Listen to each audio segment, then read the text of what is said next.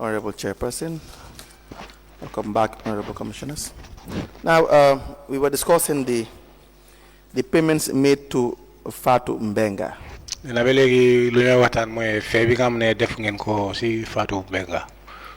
For and on behalf of the Lord Mayoress, that's you.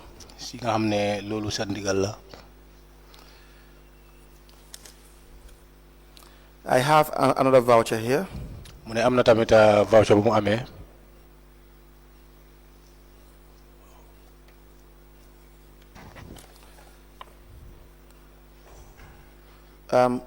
is voucher number 1805. Voucher number 1805. Or better still, BCC PV22001551. PV 22 001551. 001551. It is a payment of $100,000 is paid to by way of support to fire outbreak victims of Hagan and William Street. Fire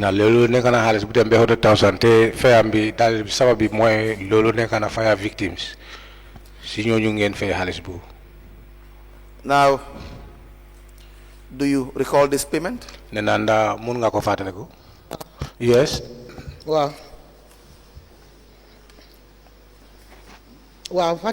Yes, I do remember. Yes, I will show you the part.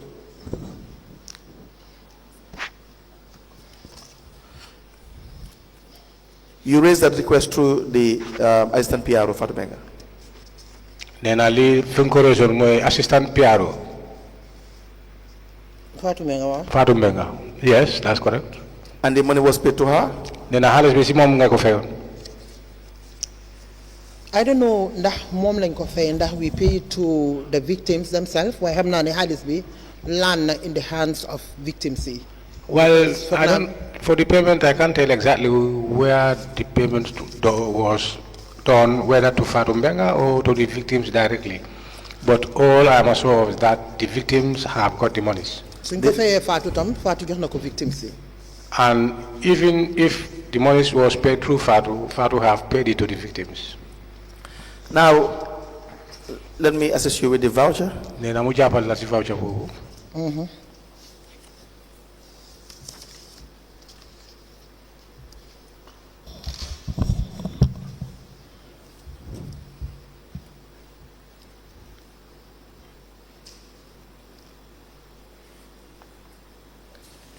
There is a request for financing signed by the Chief Executive Officer. I'm not request for financing signed by the CEO. Yes. We have the request for support from the Chief Executive Officer via the Finance Director. Then request being by the Chief Executive and Finance Director. Now, again, the check was in the name of Fatou Mbenga, $100,000. Check be mom si turi Fatou Mbenga la neka, ten check be $100,000. Why does it have to be paid through to your office, through Fatou Mbenga? Then a lot of halis be you fair office Fatou Mbenga. I think I can vividly remember this fire disaster in Banjul. So, lita benko face Fatou Mbenga sah moyne the victim themselves dafa fekk sen bagage yeb laka. I think I can remember this exactly because the reason why it was paid to Fatou Mbenga is that the victims, it happens at that time, all their belongings were burnt out. So amuñ ID card, amuñ anything. They were without ID cards and they have nothing. So ñu fay ko si Fatou. Then we paid to Fatou. But if I can remember. But if I can fully remember. I don't know whether binyo joxe xaalis bi. I can't know exactly whether when this money was being given out. ñoom ñoo ñëw si council or ñun ñoo fa demoon. Whether they came to council or we council went to them. Why to just sum it up. But to make it short, to sum it up. Victims si ñoom ñu ngi fi. The victims are around. Wow. Yes. What made them victims? Then a lot more time you make victims. Do they def victims? Yes. I think picture be not be move. We got the picture there. It shows one do I say room or house or compound? Nena nda néeg la wala kër la wala. No, seen kër bi moo totally lakka. The compound Moo lakka yëpp. all over get fire. Now, was this a council's initiative or was it your initiative? Nena li halati council la wala sa halat la. Halati council la. This is council's initiative Because these things are budgeted for. because they are budgeted for. Now, then it should not have been paid to you then. Nena kon dafa warton pour ñu fay ko ci yow. Man lañ ko fay. Was it paid to me? Yes. Yes. Fatu Menga wrote on your behalf. Fatu wrote on your behalf. I write on behalf of the mayor to request $100,000 as council support to the fire victims of Williams and Higgin Street. Nena Fatu li la wate soko sété mom daf ko bind ci sa tur. Well, Hedna is the language because Fatumenga Fok mu write on behalf of somebody requesting for it. Yes, maybe it's the language because if she is to write, she need to write. Fatumenga munuta bindane I'm writing on my behalf, mom bopam. She cannot write on her own behalf. She have to write it on somebody's behalf. That's why I said the payment was made to you. Nena li mota mom tamit mu dal la ne xaliss bi ci yow la ko lañ ko feewal. While he cancel you fok na man tamit cancel general council bi la fa togal de. Council, I think too, I was sitting there for the general council. Why better rek jappal ne ci man lañ ko fay why the money dem na ci victims yi. Yes, but still I'll take it as it was paid to me. But and I will appreciate for to make next time to make it clear or to make you sure that these monies were paid to the victims. Dina appreciate tamit pour ma muna jang next time su fekkene request yu melni amna. But I'll appreciate it as I am learning if such a thing happens like this request. So ku melni Fatumenga. But like Fatou Mbenga, Su koy binda. if she is to write, Dafa binda ne I'm requesting on behalf of who? she will write it directly that she is requesting on behalf of who? The rules are clear in relation to payment. Dina société affaire fay bi mom lu ay fategu de dafa leer. And so council's initiative should be done in the name of council. Council's initiative bi dafa wara do am in the name of council. In accordance with the budget. Dina société pour mu anda ak budget bi. The problem here is with accountability. If we give money $100,000 to one individual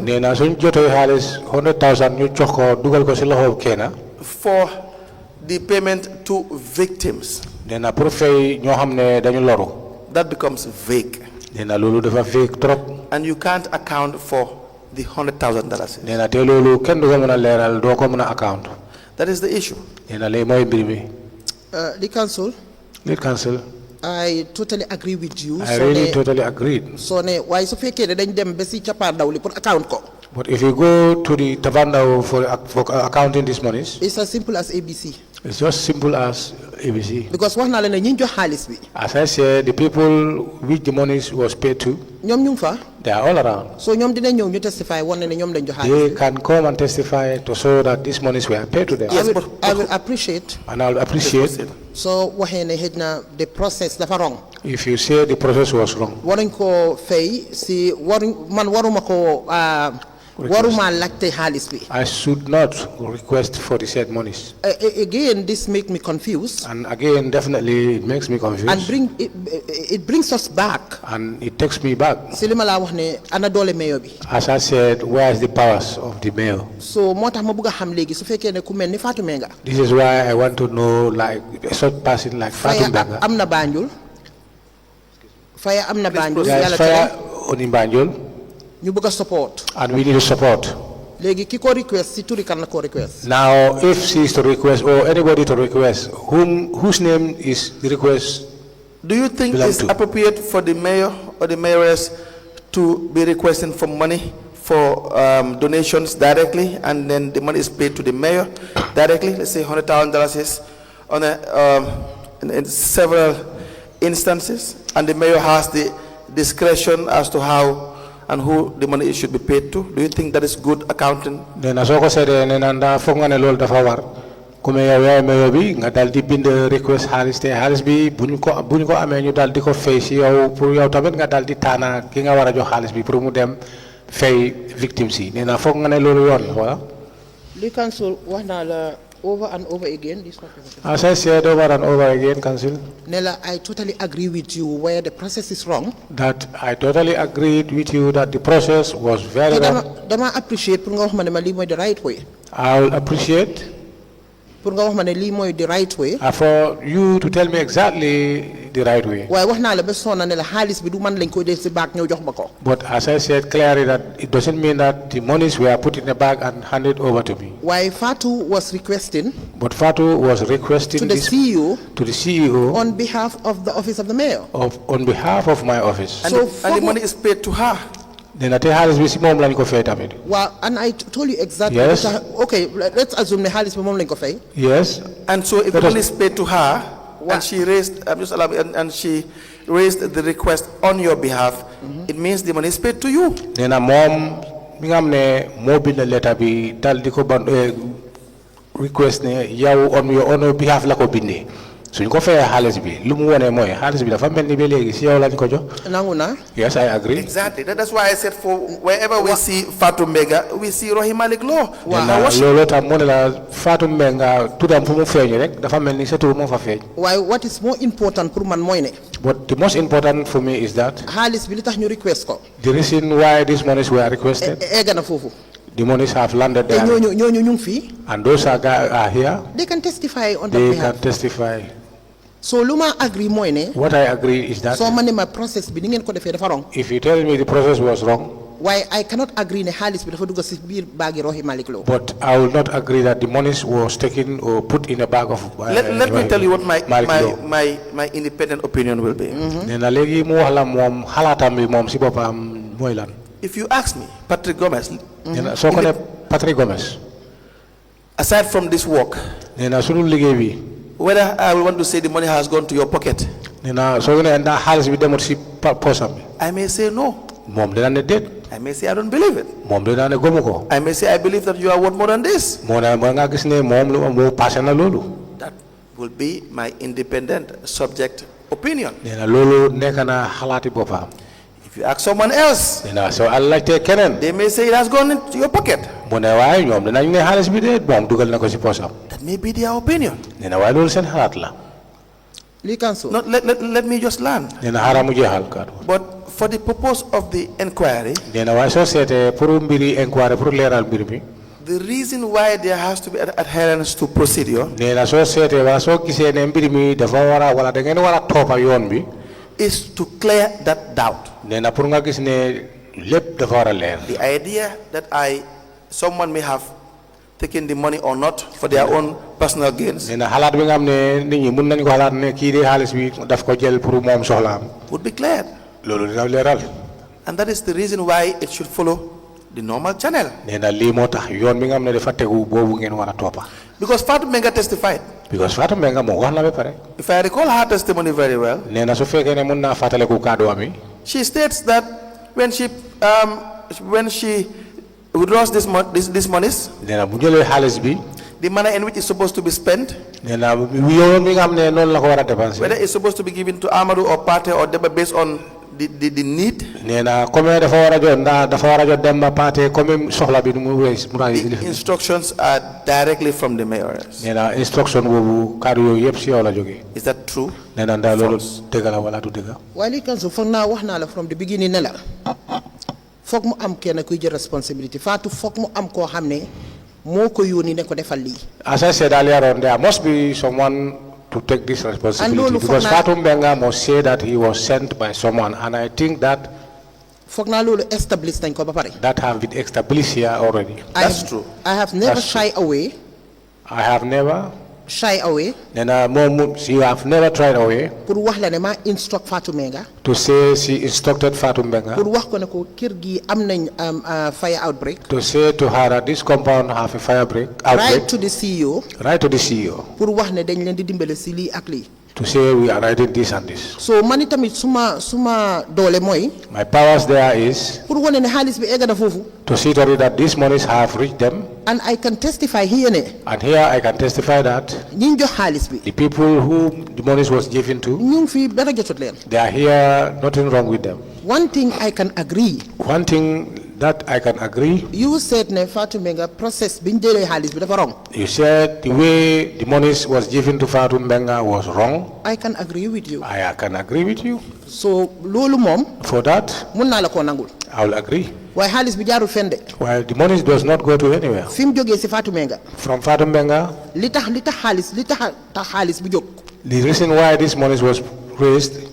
li si gën a neex mooy witness yaa ngi dunda dara jotut leen. And the only thing that makes it simpler is that, or easier, is that the witnesses are still alive. Now I go to the next voucher. Then I need them to voucher. 22001245. 22001225. 245. 245. So disbursement as cash impress allocation for condolence package of 2 deceased Banjulian wrestlers and feeding for the Rohey Malick Lowe dropper. I find it difficult to dropper. I'm not a big fan of wrestling, Lord Mayoress. That is why. I focus on football more. But that's why I can't pronounce this perhaps. So, again, what is this payment for?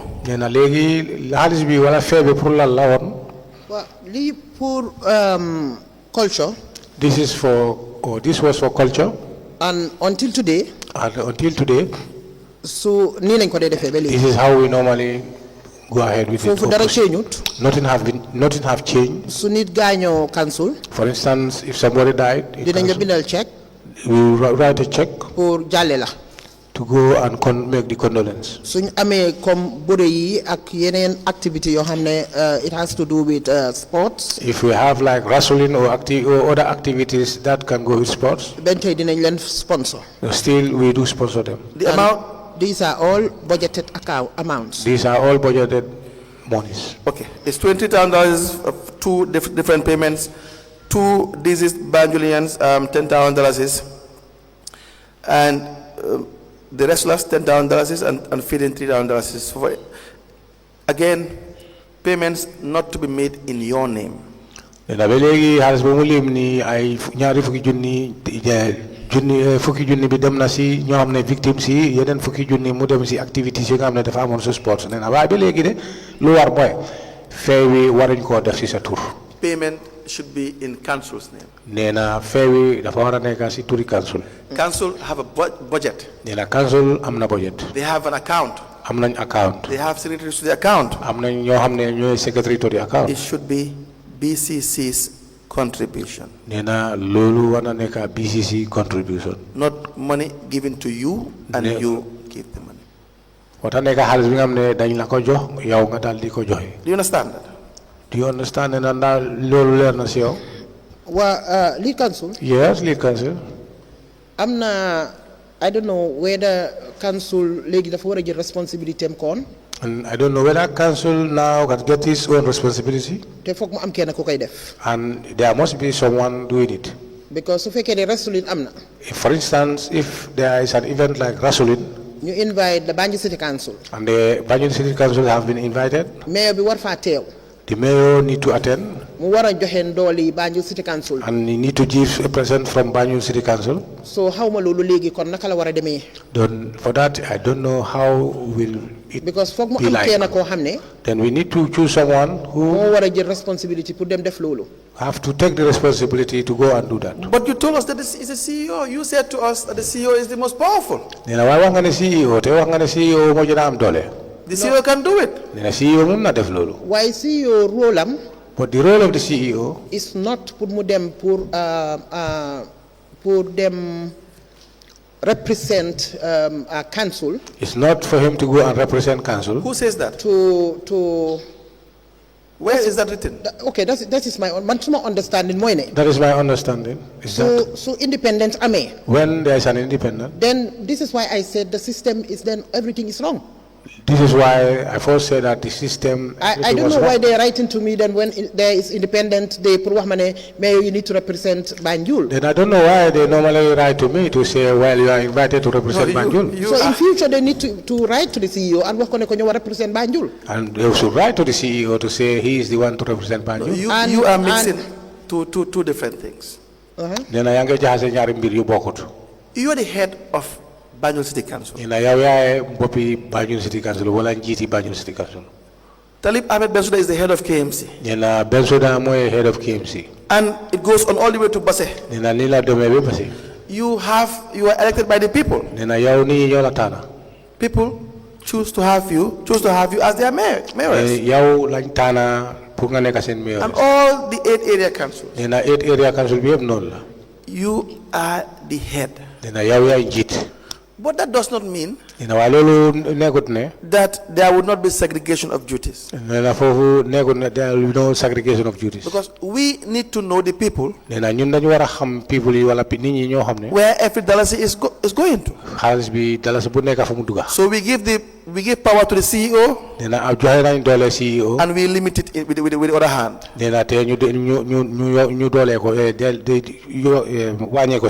We give power to the finance director power dollars and limit it with the other hand. Give it power to the mayor with limitations. Give power to council with limitations. So that at the end of the year, the people will know the taxes that are collected from them, the levies, the dues, the monies of council, how it has been plowed back to council. That is separation of powers. For checks and balances. That's why you have audit. Internal audit should be able to tell you or the council or the CEO, no, you cannot do this. You should be able to tell the CEO, you cannot do this. Internal audit, external audit should be able to tell you guys, you have done all of this over the years, X, Y, Z is wrong. External audit But maybe they have been doing that. There are audit reports. They have flagged all this. They flagged what. Do you guys review these audit reports? Then under audit reports, do you review? Lead council. Lead council. I think we are all saying the same thing. The function of the mayor. What I'm telling here is the function of the mayor. Because then don't want a very bori. We were talking about wrestling. CEO be waron na muna dem. You inform or you tell me that the CEO can be able to represent. Man fufu lay waxe. That is where I'm talking about. Ne kon su fekke ne mayor bi mom. That if at all, then the mayor. Su bori amé ñu ne mayor bi lañ invite. Then they invite the mayor. Because man luma fok moy ne. What I think was that mayor bi should be the face comme ni ko waxe of the council. Mayor would be the face of council. Social activities yi nga xamne mo dey am. All these social activities that do happen. Mayor bi su munta dem. If the mayor cannot represent, the deputy mayor should be there. The deputy mayor must be present. So man suma understanding moy ne. To my understanding is that the CEO dealt purely with administration. Man lo lay wax. That is what I'm saying. No, if they invite the mayoress. If they invite, then as soon as invite her. Or they invite the chairman. Well, I invite chairman. Or the mayor. Then you take your own money. Then look at Sahalis. That's my point. If you want to invite me in my individual capacity, then I invite as mom si bopam. I dip in my pocket and then go with from my own coffers. But if it is in councils, from council's coffers, it has to come from the usual way. If they write for donations and they channel it through your office, some people do not know. Genuinely, they don't know. So it's okay to write it through your office. Forward it to the CEO's office. They take action in accordance with the budget. If checks are raised, they are raised in the name of the recipient. So it is BCC given directly to Mr. X. It would not be Rohey Malick Lowe given to Mr. X. That is the issue. agree na. I agree. Why luma wax moy memo bi nga wax nonu. What I'm telling is that the memo that we are talking about, man suma understanding. my understanding is that of Rohey Malick Lowe. Of Rohey Malick Lowe. And Rohey Malick Lowe as the Lord Mayor of Banjul. And Rohey Malick Lowe as the Mayoress of Banjul. It's two different things. It's a different two things. Parce que suma invité ngénte. When I'm invited for an ceremony. Oh, I'm invited for a wedding. From the cover of Banjul. That is not. I don't take it from the cover of Banjul. Why so the wrestlers in Banjul? But if at all it is the wrestlers in Banjul. Or football in Banjul. Or football happen in Banjul. You've been the Lord Mayor of Banjul. And I am written as the Mayoress of Banjul. Man suma understanding moine. My understanding there is that they are talking directly to the council. They are talking directly to council. And not as Rohey Malick Lowe. And not as Rohey Malick Lowe.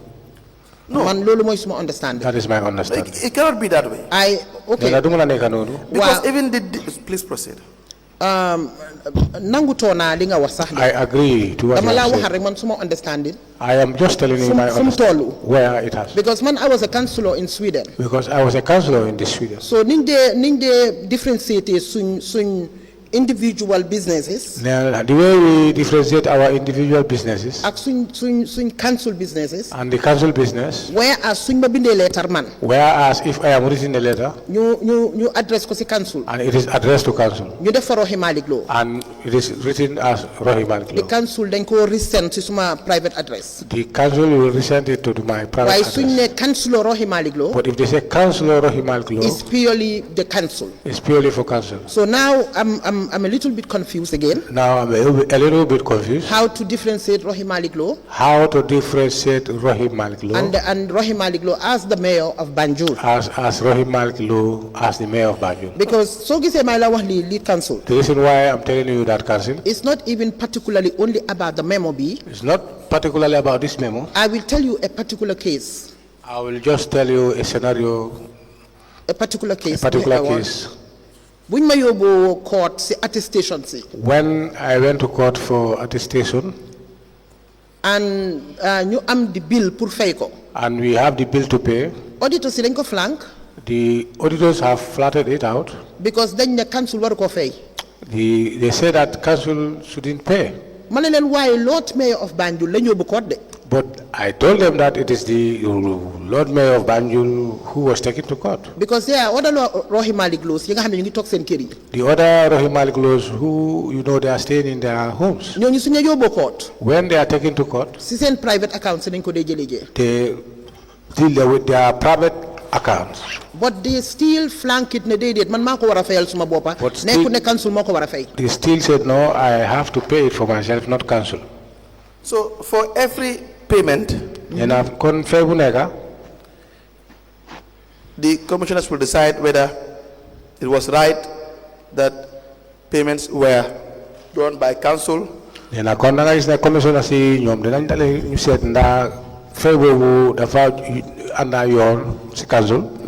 the request is written in your name or not. It's a case-by-case basis. Here, the number one, this wrestling is in Senegal. Is it correct? Correct? Yes, but organization it's a Syrian organization that is in the country. They are Gambians. They are Gambians. Def Buribi. They are the people who organize the wrestling. Organized. It was supposed to be home and away. They organized this wrestling and it's supposed to be home and away. So we started Senegal. But it started in Senegal. Yes. So it is in Senegal. Senegal now. And number one, because it's in Senegal, I don't see the relevance or the need that we will commit our funds all the way. To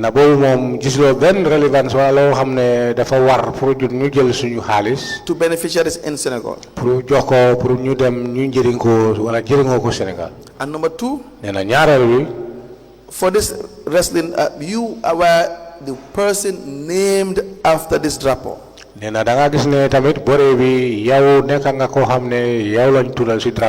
So council would have had far more pressing issues. And I don't know how you interpret pressing in Wolof. Far more pressing issues, far more important issues than taking money to Senegal.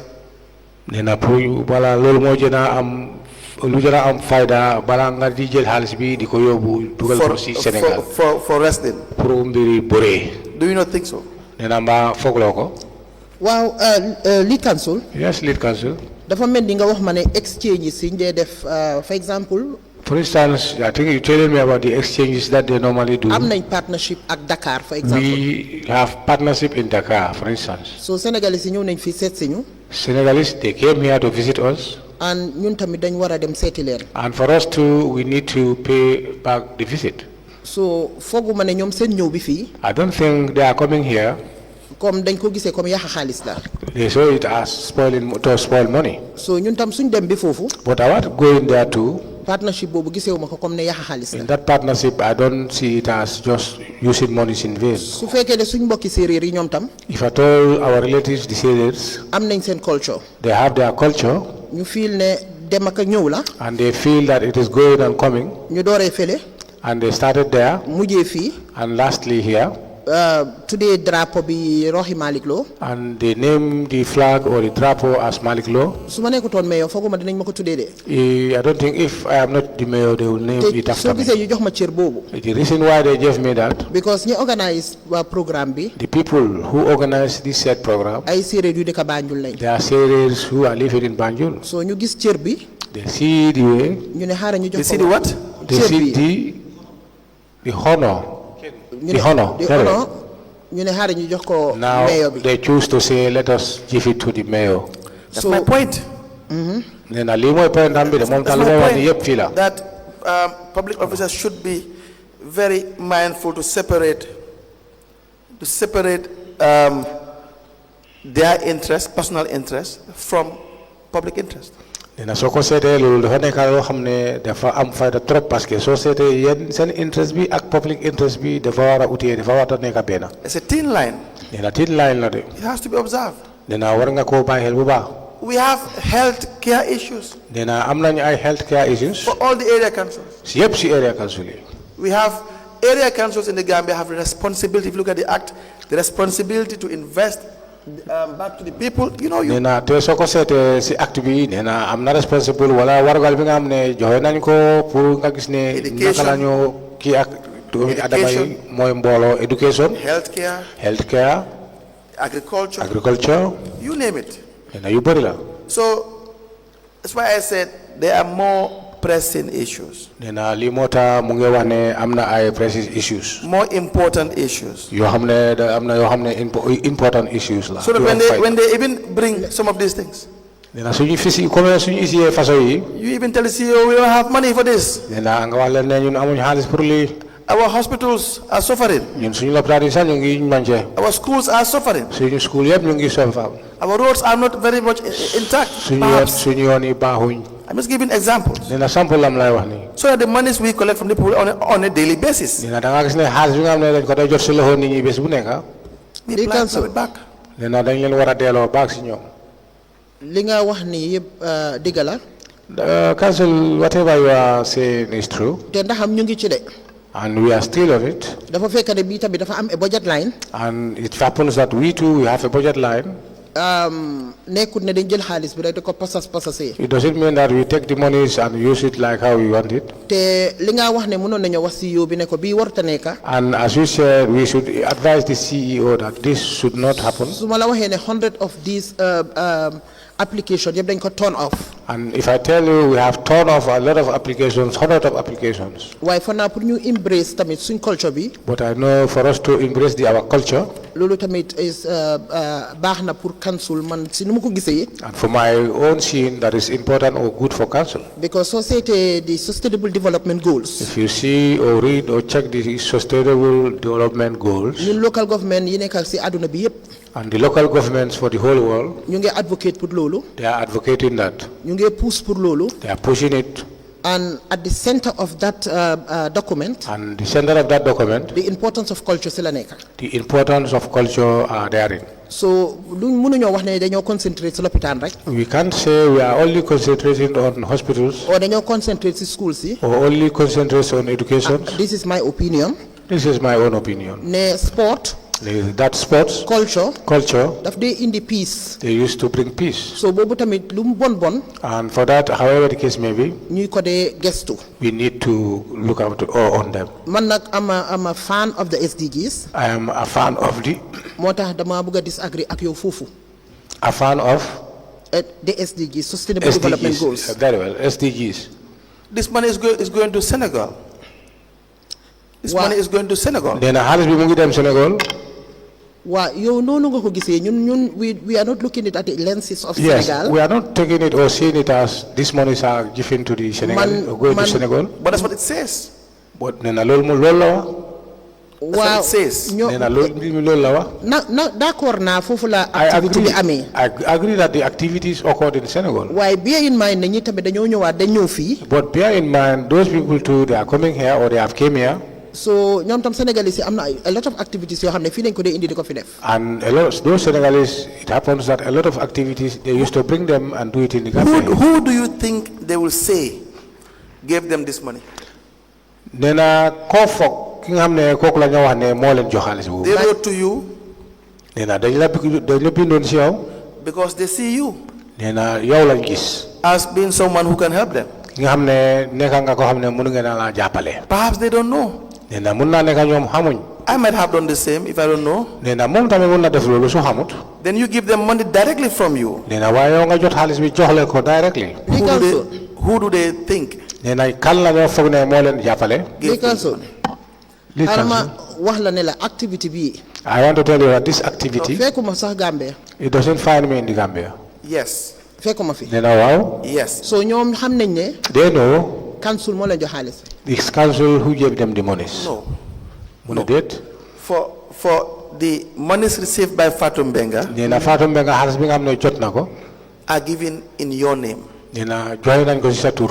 Because remember, when they write to you, nga fàttale ko bu ñu la bindoon. They didn't write to council. Nee na binduñu council. They wrote to you. Ne yow lañ binda.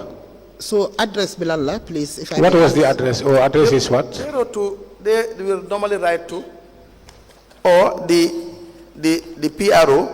Nga binda wala si PRO bi. Will write to the CEO. Mu binda ko si CEO bi. Requesting for money for you. Nee na nga gis ne mo dal di laajte xaalis pour yow. No, no. Nee na understand nga loolu. Letter bi li trigger loolu lay wax ñi binda letter bi. The people who wrote this letter. For some, we don't even see the correspondence from these people, from the people requesting. Correspondence I can give it to you. We have the one for $20,000 is from the Assistant Public Relations Officer to the Chief Executive Officer. $20,000 is be. Executive Officer bi. All it says from the Assistant Public Relations Officer. Assistant Public Relations Officer. To the Chief Executive Officer. Chief Executive Officer. All it says is I write on behalf of the mayor to request for the following. Do you understand?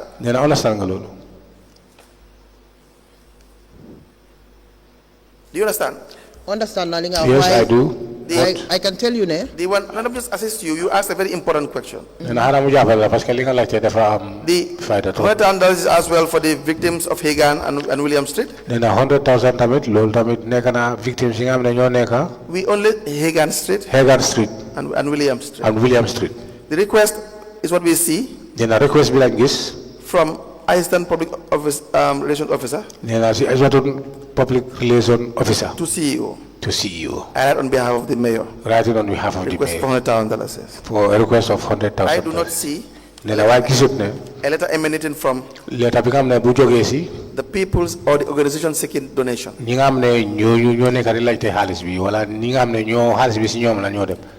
We have again a memo from from Fatou Menga, Assistant Public Relations Officer. am nañ tamit memo bu jógee ci Fatou Mbenga, Assistant Public Relations Officer. Addressed to the Chief Executive Officer. Te buñ ko bindee ci turi Chief Executive Officer. I write on behalf of the Mayor to request for the following payment. Nena lu mu bind foofu mooy mu ngi bind ci sa tur pour laajte $30,000 bu demee fanweeri junni. for media consultancy. Pour media consultancy. So, again, no letter from the media or the people that are requesting. Nena waaye ba léegi gisuñ fa letter bi nga xam ne jógee na ko ci media wala ci ñooy xam ne ñooy nekk di laajte xaalis. When we treat the other vouchers, nena soo ñu seetee yeneen voucher yi tamit. if I see any, I will let you know. Nena su gisee beneen moom dinaa la ko yëgal. You can also have access to the vouchers. Nena pour nga gis ne ñu mën a am access ci voucher yi. And assist us as well. Nena pour nga jàppale ñu ci kaw loolu. But this is the thing. When we asked Fatou Mbenga, nena waaye mbir mi mooy bu ñu laajtee Fatou Mbenga.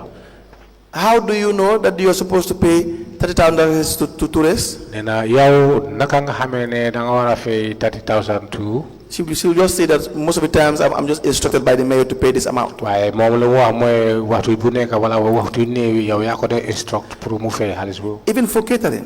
Nena si catering bi sax. How do you know that you are supposed to pay this amount to XYZ catering services? Nena nu ko laajte naka nga xamee ne yow da nga war a fay xaalis si catering services yi. This amount, this particular amount. mooy ana njëgi bi nga war a fay. The answer will usually be, Nena tontuwam bi nu mu dee nekk mooy. I'm just directed by the Lord Mayor to pay this amount. yow Lord Mayor bi moo ko dee wax pour mu fay xaalis boobu wala njëgi boobu. So that is where the problem is. Nena foofu mooy problème bi. Do you understand? Nena understand nga loolu. Yes, very well. Do you know whether you have been overpaying or underpaying? Nena léegi fay boobu ndaa yow sa boppa yëg nga ne ndaa li nga fay dafa ëpp wala dafa doy dafa tuuti. As per the market value? Nena soo ko seetee si mbiri market bi marché bi. No. Do you think that is important? Nena foog nga ne loolu dafa am fayda. Si media bi. To the media? Whether it is media or for services or for goods. Media la wala services of goods.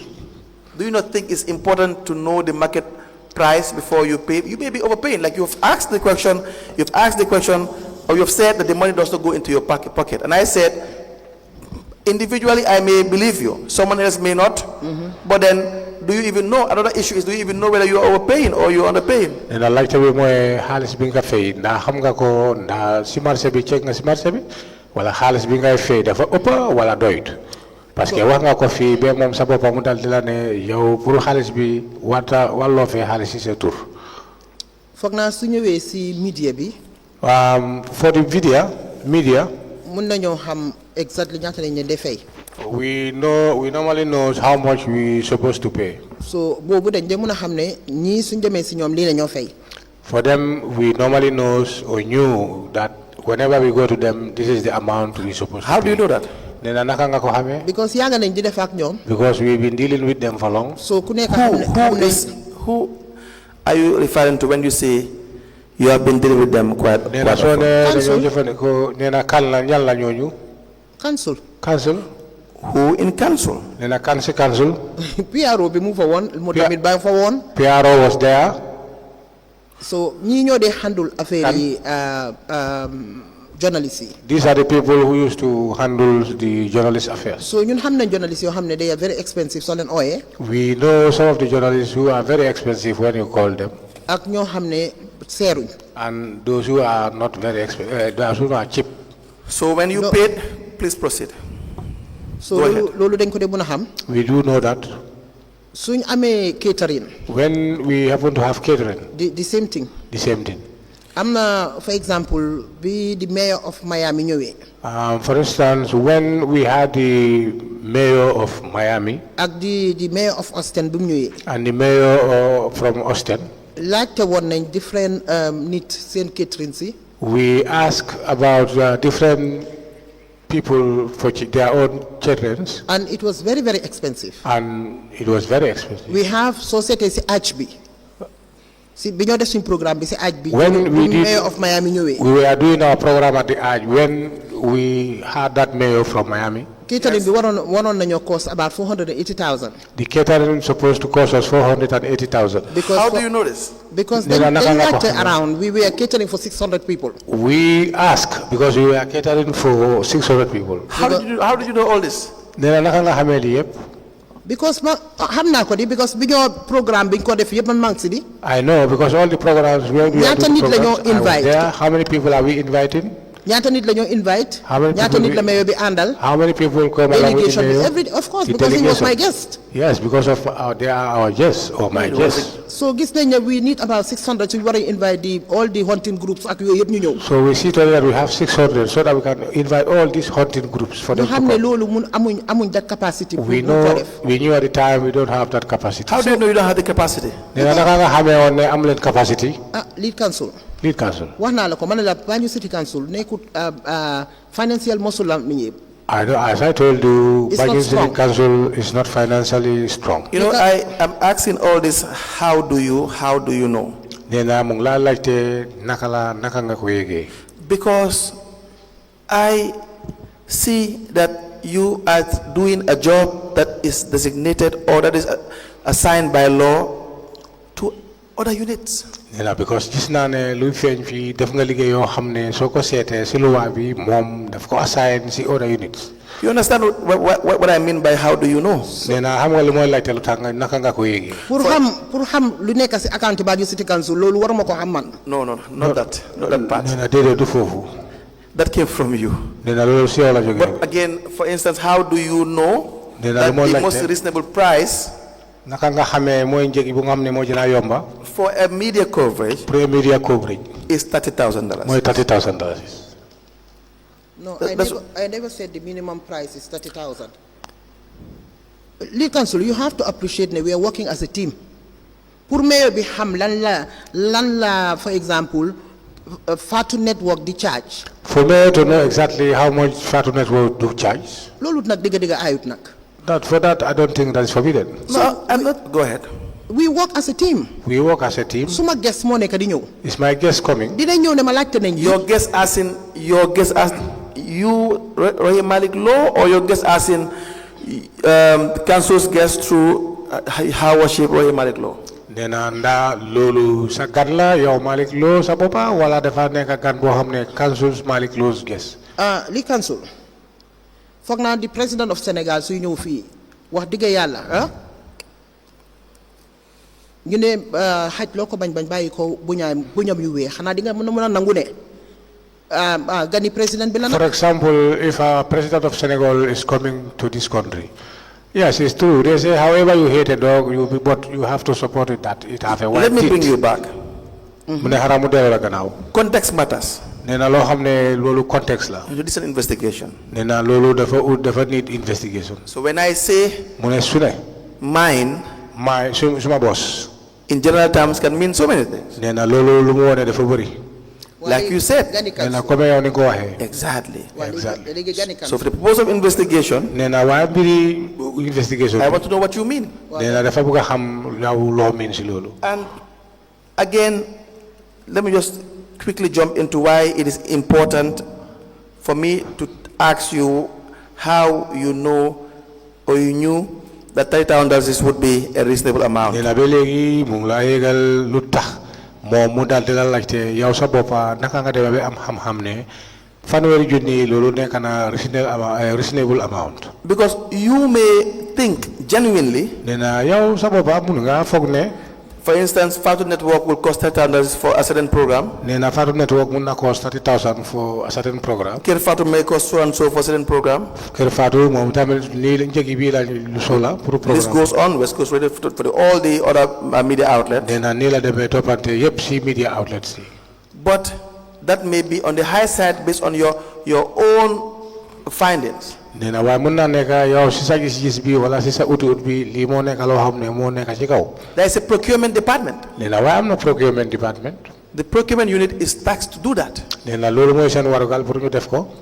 Do you know this? nee na xam nga loolu. loolu laa la wax ne lii council xaw ma ñana ko doon def de ndax procurement ñoo ko def ndax CEO bi la. That is ndax PRO bi that is waaye what at I'm the end of the day. I tell you, I can't remember exactly or know Loolu laa la exactly who wax ne did it, yàgg where nañoo- procurement or, but I tell you, this was a long time we were dealing with them. yàgg nañoo def ak media houses yi. We were calling the media houses for a long time. so mun naa point ne la kii dafa seer oo kii dafa yomba. There I can be able to point you to say this man is the cheapest Again, for. that's not how council works. nee na ba léegi de nekkut ne loolu mooy seen yoon bi That's ngeen not war how a it's tax. supposed to work. nee na noonu nekkut ne noonu la war a doxee. So, for instance, when you need a media coverage nee na léegi for example yow soo soxla media coverage for council's program, pour programme council you write, da ngaa binda. and then they will channel it through the normal procurement process. nee na te noonu nu ñu ko yóbbee mooy si normal channel bi nga xam ne loolu moo war. If you give, let me just give you an example. If you give this to tourist media consultancy, nee na léegi mu jël exemple li soo ko joxee tourist media consultants. who decided that tourist media consultancy should be consulted? nee na kan moo njëkk a sax contracted. kan moo la xelal ne kooku da ngeen ko war a contact wala jox ko Who contract made the bi. decision? nee na kan moo am xalaat boobu wala kan moo isi xalaat boobu. foog naa dama la indiwaat baag si li ma la wax ma ne la. I think I will take you back as I told you before that. yàgg nañoo liggéey ak ñoom ñëpp. We've been working with them for a long time. xam nañ lead council lu mu woot. They know what council work. xam nañ kële lu mu woot. And we know the other what we xam nañ work. ñoom ñëpp ku nekk lu mu woot. And we all know all ba of pare them xam what they nañ ku work. nekk loo ñu mën a defal. And we know all of them, each of them what Now, he's who made supposed this to do for decision? us. Now, kan moo nee na kan Instance, moo tourist media consultancy in this case, who contracted them? nee na Who? kan moo def xalaat boobu kan moo leen jox contract with Touré Media Consultancy. kan moo leen jox contract. Wow. Yes. I cannot remember waaye su la Fatou Menga waxee ne man maa ko wax. I cannot remember, but if Fatou Menga tell you that, I told her, I take full responsibility of that. I'll take the responsibility. That's what she said. nee na kooku moom loolu la wax. For most of our evidence, the instructions came from the Lord Mayor. nee na am na yoo xam ne yu bëri yi nga xam ne moom wax na ko ne instructions bi si yow la And jógee. if it is from you, nee na te su jógee si yow, how did you not rule out other potential media outlets who should have had equal opportunity? nee na foofa ndaa yow sa boppa xalaat loo wala gëstuloo ñeneen ñi nga xam ne media ñeneen ñi nga xam ne ñoom itamit war nañ bokk si opportunité bi. How ma naka lañ ñëwee to the conclusion of media A or media B. I don't know how they end or they came to the conclusion of media AOB, but be rest assured ne. but the rest assured me that aw ma benn interest bu tax ma pinpoint ko ne ko kii. I have no interest to pinpoint like let's so go there select must this. be fuñ dañoo drive am fuñ drive fee ba egga foofu. Then we must drive up to a place where we stopped. But following which rules? nee na ban rule ngeen toppa wala ban yéen ngeen jël. mooy li ma la wax rek li council ma ne la yàgg nañu liggéey ñoom ku nekk xam nañ sa woot. As I said earlier on, we used to hire them for a long time and we know their worth. So you have your own rules nee na kon that is dafa different from the procurement rules? kon dafa mel ni yow da nga am sa own rules yi nga xam ne àndut ak wala bokkut ak rules yi procurement. aw ma benn rules wax naa la ma ne la. I have no rules as I when said it that. comes to media. When it comes to media. barka démba sa bañ ooyee media bi. A day before yesterday when we called the media, dañ leen oo ñu ñëw noonu rek. we just called them, they came like that. musuma remember fu ñu use procurement laws. I never remember wherever we have used procurement laws si media bi. for on media. But that will be unlawful. nee na kon loolu ànd ak loi bi. loolu laa la wax ne démba su doon tey la. So this is what I have said. If at all today is just like yesterday, du doon am. it will not happen like that. because ñun luñ seet rek mooy ne. All that we see was that GRTS moo ñu mun a defal luñ bugga. GRTS are the people who are supposed to do what we want. we have an audience boo xam ne xëy na ñu ngi toog Belgium for example. We have an audience where they are staying in Belgium nañ oo ay Africa. and or in Africa. nañ oo Paradise. They will call Paradise. nañ oo QTV. We call QTV. nañ oo GRTS. We call GRTS. and at the back of our minds. And when they are looking at the back of our minds, dañoo oo ñooñu because ñooñu ñoo nekk satellite. they will call them because they are on the satellite. so loolu rek la de. That's the only thing. We have, please proceed. Proceed, please. waaw so su nekkee satellite. But when it is on satellite, xam nañ ñan lañ war a target. we know the people they target. We have again another voucher for cash allocation for media coverage during the town hall meeting. And am na voucher tamit bi nga xam ne dafa nekk loo xam ne during the Town hall meeting. town hall meeting. request for payment of media houses. Request for payment of media houses. Star TV live streaming event, $15,000. Star TV live streaming events of $15,000. Star FM live broadcasting event, $10,000. Scout. Star FM. Star FM. Live broadcasting event, $10,000. Broadcasting events, $10,000. A total of $25,000. A total of $25,000. The letter reads, I write on behalf of the mayor to request for the following payment. This letter, how did you arrive at these figures? How did you know that Star FM would be paid $15,000? They send your invoice? Okay. Invoice. Bu town hall bi. This town hall. Bobu foog na media yi si yëpp lañ invite. I think we invited all the media. Because liñ si jublu woon. Because the one we are facing. Mooy joxe visibility pour suñ EU project bi. For us to give the visibility for our new projects. And bi discussion bi. This discussion. Mooy Jonas. Man CEO. Myself CEO. Ak Mam Lai Jasseh. And Mam Lai Jasseh. Because dañ dem bis de suñ partners yi. We went to our partners. Dañ feel ne project bi amut visibility. And we feel that the project does not have the visibility. So dañ bëggoon pour ñu génna. So we want to go out. Ñu joxe project bi visibility. And so that we can give the project the visibility. While at the same time. But at the same time. Jonas dafa bëgg ñoom tam suñ toogee Belgium. Jonas, when they are in Belgium. ñu mun koo seen nit yi foofu tam ñu mun koo gis. For their people to can be able to see. So luñ def mooy. What we did was. ñu invite media lifin yëpp houses yëpp lañ invite. We invited all the media houses. Now who decided the amount to be paid? Then léegi kan moo decide njëgi boobu ne boobu ngeen war a fay. To be quite honest. Then to be quite honest. I cannot remember ndax Mam Lai la ndax Jonas la mënuma remember boobu. I cannot remember exactly whether Mam Lai or Galaxy. I can't tell exactly who. Waaw waaye boobu moom CEO amu si woon hand. But for that one, CEO did not have any hand there. Wow. We have cash impressed for the payment to the print media. They to provide coverage for the mayor upcoming town hall meeting. Again, $25,000 is. The memo was written by the same person to the chief executive officer. Then am na xaalis tamit bi nga am ne njëgi $25,000 bi nga am ne tamit moom kenn moo ko bindal ci executive officer. We have impress for the Quranic recitation at Dobson Street, $40,000. Impress bi nga am ne pour Quranic recitation at Dobson Street, $40,000. We have a request for package. You have a request for package. On behalf of the mayor, I have to request for $40,000 for Quranic recitation at Dobson. Then bind nañu ko satur pour ñu mun a am Quranic recitation ci Dobson. How would you arrive to the amount of $40,000 that should be given for the Quranic recitation? Naka nga demee ba jot njëg boobu wala naka nga demee ba nga xalaat ne lii ngeen ko war a jox mooy $40,000. I cannot remember exactly. I cannot remember exactly. Why foog naa dañ invite on ustaas yi ñu ñëw council. But I think we invited the ustaz to come to council. So bu ñu ñëwee ñu wax leen lan lañ bëgg ñu defal ñu. And when they came, they told us what they want for us to assist them. Who did they meet? Kan lañ fekk foofu. Who did they meet? Si kan lañ ñëwoon bu ñëwee council si kan lañ dem. Foog naa man CEO and I cannot remember who. I think myself CEO, but the third person I can't remember. Do you have minutes of this meeting? Nee na am ngeen minutes yooyu pour meeting boobu. No. We have another one. Am na beneen tamit. A request of $20,000. Request bi nga xam ne ñaari fukki junni la. For refreshment for the UCLG political advisor from Ghana. For UCG political officers advisors from Ghana. We have. For refreshment. Another voucher.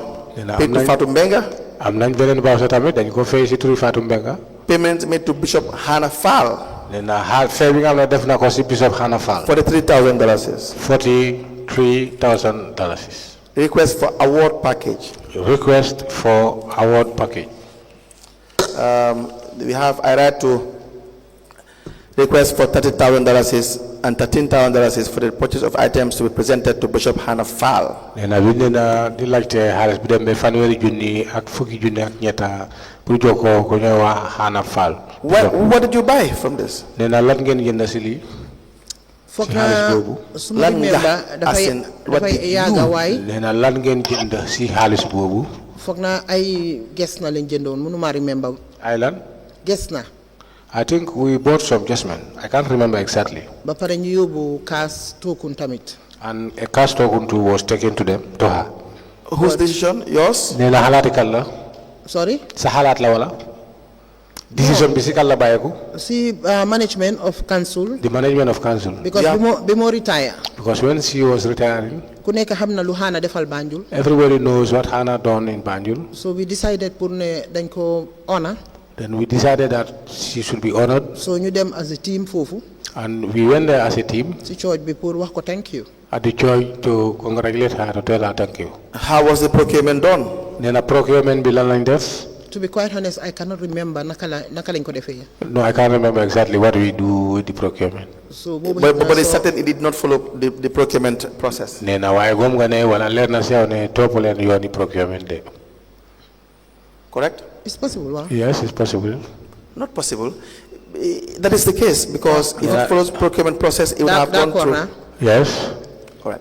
We have $23,000. And I'm not tamit bu wone $23,000. The request for package on behalf of the Mayor of Banjul, I like to request $23,000 for the purchase of gifts for presents for the UGLG political advisor. Dina daf ko bind ci sa tour pour nga gis ne mo mëna bay ay bagage pour ULG. UGLG. Again, the same. We have the disbursement as cash impress allocation for the Quranic recitation at Sam Jack during the town hall meeting. The request was raised. It's $50,000. Request was raised by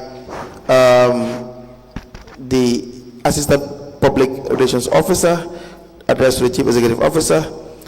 How did you arrive at this amount, $50,000? Yeah, so c'était bi tamit de nek na present voucher bi nga xamne bind na ko way li ngeen moy laajte moy xaliss bi te xaliss bi dem na be $50,000. Neena laajte bi moy naka ngeen demé be jot njegi bobu ne $15,000 naka nga yow waaw ñoom dañ leen dee oo rek ñu waxtaan ak ñoom wan leen ne dañ bëgg ngeen wàcceel Banjul kaamil.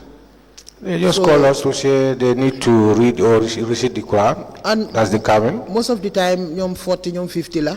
And most of the time they are 40 or 50. So the guy dañoo dem rek toogalu em. So they go and cook them some food. Jënd ndox. We call they bought buy water. Ñaanal Banjul. For Banjul. Does the budget accommodate this as in not whether it is budgeted for? Yes. Because of course the donations are normally budgeted for. Religion is, yeah. Nena nekut ne mu ngi laajte ndax da ngeen ko budget waaye budget bi ngeen budget nena ndax loolu yëpp mun na dépense loolu. Yooyu yëpp dañ ko dee budget Christmas. Yes, we used to budget them all. Christmas. Suñ naawal lifin bi naka naawal beach naawal bi. Beach naawals.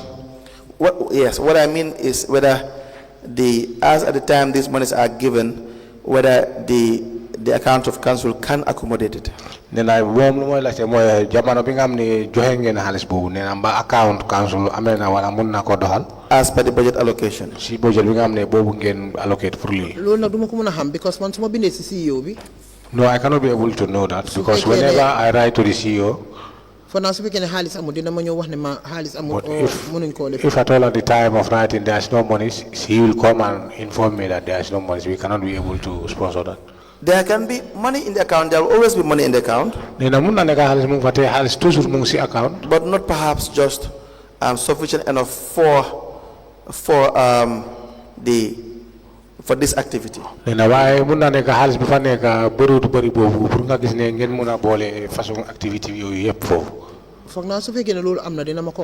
know hadn't it happens, he will let me know or he will tell me. Okay. When you come back, we will go through the budget. We have again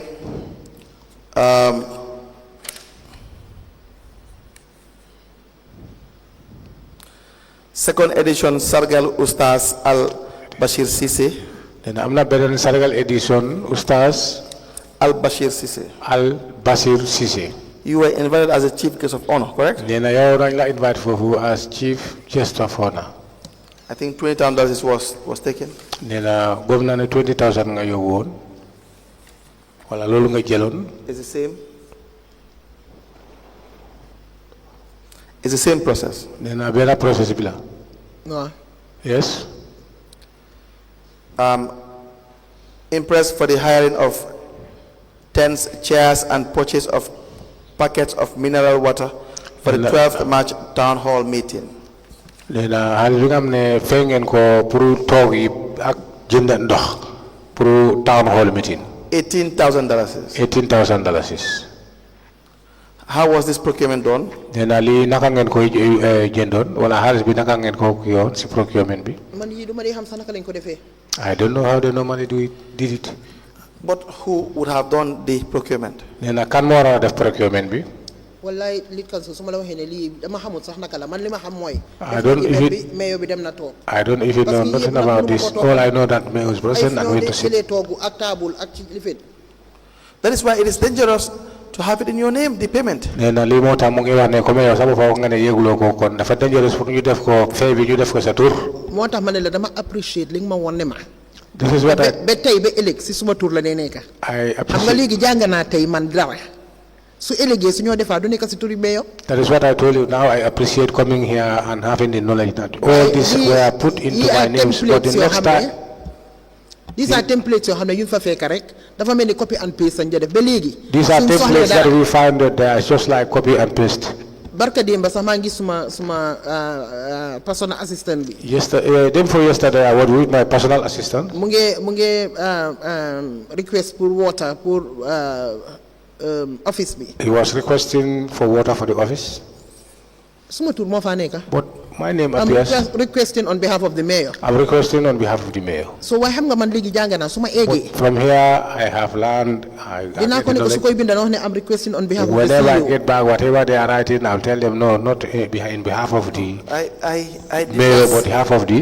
dafa mel nii rek a typical example. It seems this is a typical example. lead council jiitu neexut de. Lead council to be a leader is very difficult. moo tax ma ne la commission bi man dama fi jàngee lu bëree bëri. This is why I said I learn a lot in this commission. sometimes da ngay toog nga regret sax. Sometimes I sit and I regret. da ngaa Why? bëgg a regret sax lu baax loo xam ne yaa ngi ko doon def. You regret to something good that you were doing. man toog naa fii dégg ñu ne mayor bi 15,000 la day am essence. I heard people saying that I am giving 15,000 for petrol. te ki toog fii di ko wax moom moo la gën a xam ne mu ngi mislead the commission. And the person sitting here saying that the commission, he know better that he is misleading the commission. because 15,000 is not for the mayor, it's the office of the mayor. The 15,000 is not for the mayor, but it's for the office of the mayor. the protocol.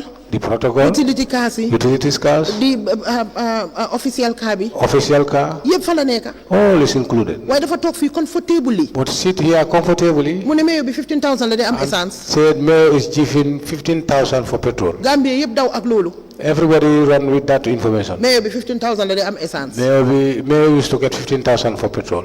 so kooku xam na ne. And that individual knew. diggante ma yàlla bu mu ko doon wax. He's between himself and God.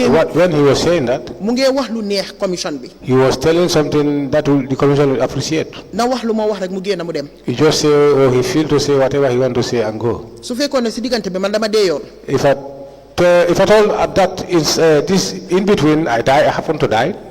du am kenn ku ma vindicate. Nobody will vindicate. Maybe the individual was saying something that suits him or her best, not the commission. nee na mun na nekk kooku mu ngi wax loo xam ne daf ko bëgg a wax waaye nekkut ne pour commission bi.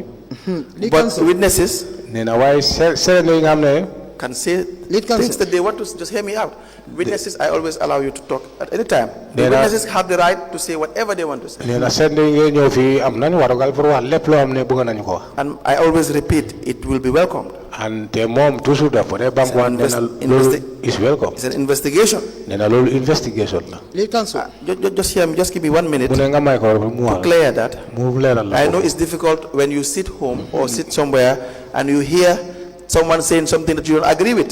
nee na xam na yëg naa ne dafa métti pour nga toog place di déglu keneen di wax sa mbir li nga xam ne doo ko nangu. But in investigation like this, it has to happen. nee na waaye façon investigation foog loolu xew. Like you said, because of the office you occupy. nee na comme yow sax boppa wax nga office bi nga xam ne foofu nga amee. Some will come and testify and you will agree with them. nee na ñeneen dañoo ñëw ñu wax la dara nga dal di nangoo ak ñoom. You could have been here easily and say that I never saw this money given to Fatou Mbenga. nee na mën ngaa taxaw fii wala nga toog fii tey nga ne musuma gis ñuy jox xaalis bi Fatou. But you did not do that. nee na waaye def loolu. You spoke the truth. nee na dëgg bi nga wax. If someone else wants to lie, nee na keneen su bëggee fen. the evidence will be hard. nee na nañ ko déglu. It will be taken. nañ ko jël. And it will be processed by the commission. nee na commission bi ñoo koy toppatoo ñoo koy balance. What we say is the freedom to speak nee na fii freedom la pour and nga wax. give evidence. nga joxe evidence. So that when an evidence is against you nee na da nga gis ne wax bi cadre bi su ñëwee ba mu lemos la. or any other person, nee na wala keneen. when you come here, soo ñëwee. you will clarify and give your own side of the story. nga leeral nga xam ne fu ñu la tuumi wala lu ñu wax si yow li nga xam ne The amut nga fuel leeral ko. that it is said that you are allocated nee na foyel bi nga wax ne boobu lañ la lay jox. is already in evidence. nee na mu ngi evidence. When you are here and it's time to discuss those, nee na suñ soo nekkee fii jamono boobu jot pour waxtaan loolu. you will also clarify that. nee na foofu moom tamit sawargal la pour nga leeral sa boppa. And please, even if we do not ask you that, nee na even laajte wuñ la loolu sax. and you had any witness say anything about you, nee na te yow dégg nga wala gis nga serende di wax sa mbir. the chairperson, the commissioners, chairperson, commissioners. don't hesitate to bring it to their attention that you want to reply. nee na boobu moom amut waste time pour nga wax leen ne lii de am na ñu ma tuubi fii waaye da nga bëgg a. Because we may forget to bring an issue up. nee na ñun mun nañ nekk sax lu ñu déggoon sa kaw ñu faate ko pour yëgal la ko. Don't forget. non waaye yow war loo faate de. Because it goes to you. nee na parce que si yow la ñëw. You understand? nee na fël nga loolu. lii council. lead council. dama dut xam sax gis nga lu mel ni essence. I don't know for fuel. sometimes suma moto bi dama dee daw ba man si suma bopp ma taxaw di jëndal suma boppa essence. I sometimes drive and I stop myself and buy petrol. gis nga suñ signé ñoom suñ demee sign muy protocole bi mbaa muy driver bi or whoever. Whoever went to sign. luñ dugal si moto bi xaw ma ko. I don't know how much they took to their vehicle. Or my vehicle. Let me just ask you questions regarding the fuel. You would have asked that question at some point. Then I'll be the essence be mom, wala fuel be mom. Danañ laajte loolu si beneen fan na. But since you brought it up, waaw comme léegi yow sa bopp wax nga ko. what is your fuel allocation? nee na yow sa fuel allocation ñaata la. office of the mayor 15,000 lañ leen di jox. office of the mayor 15,000. protocole bi dafa fuel moto bi 5,000. The protocol will fuel his car for 5,000. mu fuel suma official car bi 5,000. And my office's car will be fuel 5,000. mu fuel utility car bi 5,000. The utility car will fuel 5,000. mu suñu ekati fuel jox ma ko si suma loxo. And they have never take fuel and give it to me. Let me ask. Let me just ask a question. You have a protocol. I'm a protocol. What is his or her name? Nena Turambi. Margaret Samba. Margaret Samba. And is she allocated fuel? Nena dengel ko dejo fuel. By council. Council len ko dejo fuel. Because bena moto bi moom moo ko amee. The one vehicle is with her. No. Whose decision was that? Your decision or decision of the administration? Management decision. Moom mooy the chief of protocol. Management decision. She is the chief of the protocol. So she is part of the people that are allocated fuel as per the budgetary. Yes. Nena ñoom tamit kooku tamit nekk na ko xam ne dañ ko dejo fuel si budget bi. I had Margaret. I thought it's she. Is it he? He, yes. He, yes. And so the $5,000 is, when did this start? Which year? Nena $5,000 boobu kañ la door. How much? Which budget can we find this? Nena ban budget nga mën a fekk loolu wala gis loolu. Si seen mandate 2018 to 2023. 2018 to 2023. Now, as you have stated, that the evidence that you have $15,000 by yourself is wrong. When you come back tomorrow, will you be able to help us with the budget to show where the allocations for the office of the mayor is clearly stated?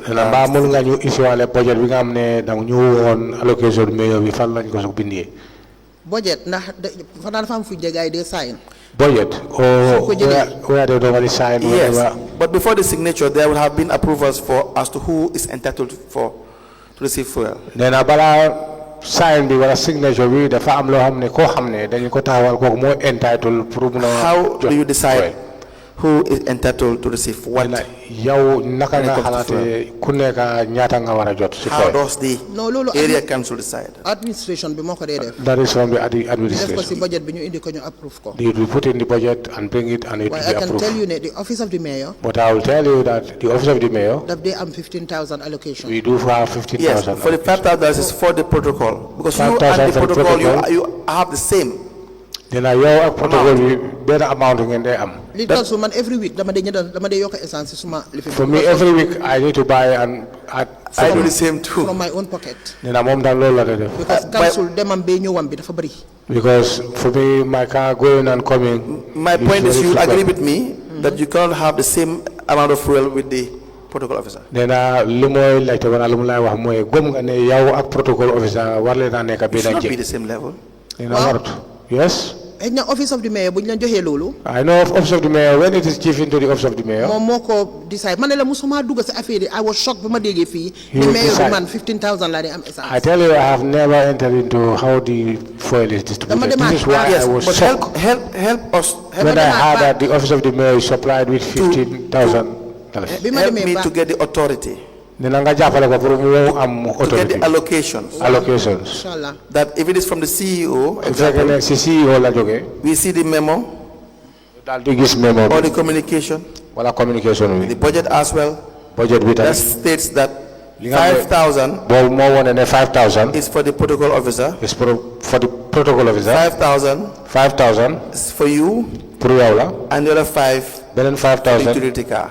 pour utility car yi. loolu yomb na yàlla sax parce que man bi ma demee pour gis ko dama eega rek ma laajte kooku mu ne ma lii nii ak nii la dee demee. That is very easy because when I ask him, he then show cancel. me and indicate me this wax naa la ne how it works.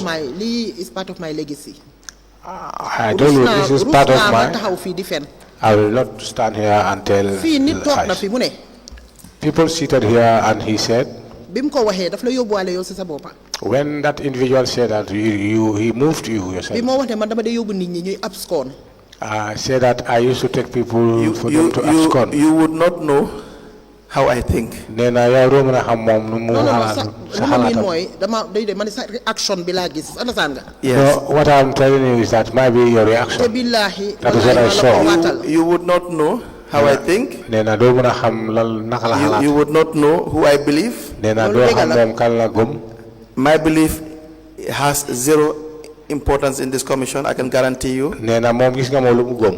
Amul benn wéet is 0 point. If a witness convinces the commissioners, that is the important thing. Nee na witness ñu ñëwee ba wax ba convince commissioners yi naa ne nee na loolu moo gën a am fayda. That's why I gave you the example Yeah, that li if moo someone tax. tells me that the Mayoress Rohey Malick Lowe put $100 in her account, I, Patrick Gomez, in my private individual capacity, I may say that's not true. Nee na lii moo tax mu wax la mu ne nit su ko ñëwee te mu ne la yow sa account 100,000 moo fa nekk nee na pour moom bu fa mun na wax ne wala mu xalaat ne non lii du dëgg. I may say I also believe it. nee na tamit mun naa nekk mu ne waaw dëgg la lu am la. But for the purpose of the hearing, nee na waaye da ngaa gis ne fatna bi nga xam ne fu gën a am fayda mooy. it's irrelevant. nee na loolu àndut ak wax The bi. people sitting here, ñu toog fii. it will be irrelevant. nee na loolu da nga gis ne loolu. I believe, dafa I don't nekk loo xam ne believe, amul it goes to no issue. nee na loo gis ne lu am lu wéet. te mu My fenn. only job is to ask questions nee na moom liggéeyam bi mooy laajte and test your evidence pour mu test sa evidence li and, council and get the evidence. mu daal di am evidence. dama foog ne ñun ñëpp ñi fee toog fii it's very important ñu nit ki du dee mut man gis naa koo xam ne toog na fi mu wax loo xam ne xam na ne lu mu wax noonu nekku dëgga waaye man xam naa ne du woon intention am pour mu waxee ko noonu. Council, for here, I see people sit here and they say something that is not true, but probably is not from their mind because am na of. ku ko xoolee ne mais waru ko woon a waxee nii. But as for me personally, I'm sitting here, what I'm saying, somebody will say, but what Mayor is saying, she should not say it like that. mun naa laa waatal si yàlla ne am na ñoo xam ne dara ekkatiwule lu du jaaxa. But I can swear to God that some people came here, nothing brought them here, but just to spoil. Lead Council, I'm the mayor of Banjul. I am the mayor of Banjul. Why I am also the vice president of the Global Parliament of Mayors. I am always the vice president of the Global Parliament of Mayors. I'm also the president of Rafela. And I am also the president of Rafela. So the people listening to me outside, witness talk fii mu ne man maa di tax ñooñu di dafa am ñoo xam ne dama leen di yóbbu ñuy abscond. And a witness came here and said some people abscond because of I assisted them to do so. We will get to that. Yàlla dimbale ma. Nee na loolu dañ fa àgga. Yàlla dimbale ma. May God assist help me. ñi nga xam ne dañ dem ñëwuñ amu si kenn ku si musa ànd ak man. People who come here and went, nobody have accompanied with me. We will get to that. Nee na bu soobee Yàlla foofu moom dañ fa àgga. We will put it to you. Naate nañ la ko yëgal. And then you react to it. Then nga gis ne lépp li nga xam ne wax nañ la ko dafa des ci yow. Evidence will be tested. So evidence bi nañ leen ko test. And then all your evidences to you and all the witnesses in relation to that subject matter will still be considered. Nena yow sa wone bi ak witness yëpp ñi nga xam ne def nañ seen wone bi. Another voucher lañ ko consider. Nena beneen voucher bi mooy. is for the disbursement of sensitization and coverage of mayor's election. Nena bemna boo xam ne boobu lu mu wone mooy sensitization and coverage of mayor's election bid. As the president of Rafela. As the president of Rafela. $10,000. $10,000. Says I write to request for $10,000 to cover cost of sensitization and coverage of the Lord Mayor's election bid and its ramifications to the Gambia as a country, with the benefits be it tangible and intrinsic embedded in the flagship of being the president of Rafela Africa. It is against this backdrop that we wish to engage Kings FM for coverage and sensitization. Why Kings FM? Kings FM. I have no idea. Why it was paid to Fatou Mbenga? Under your instructions.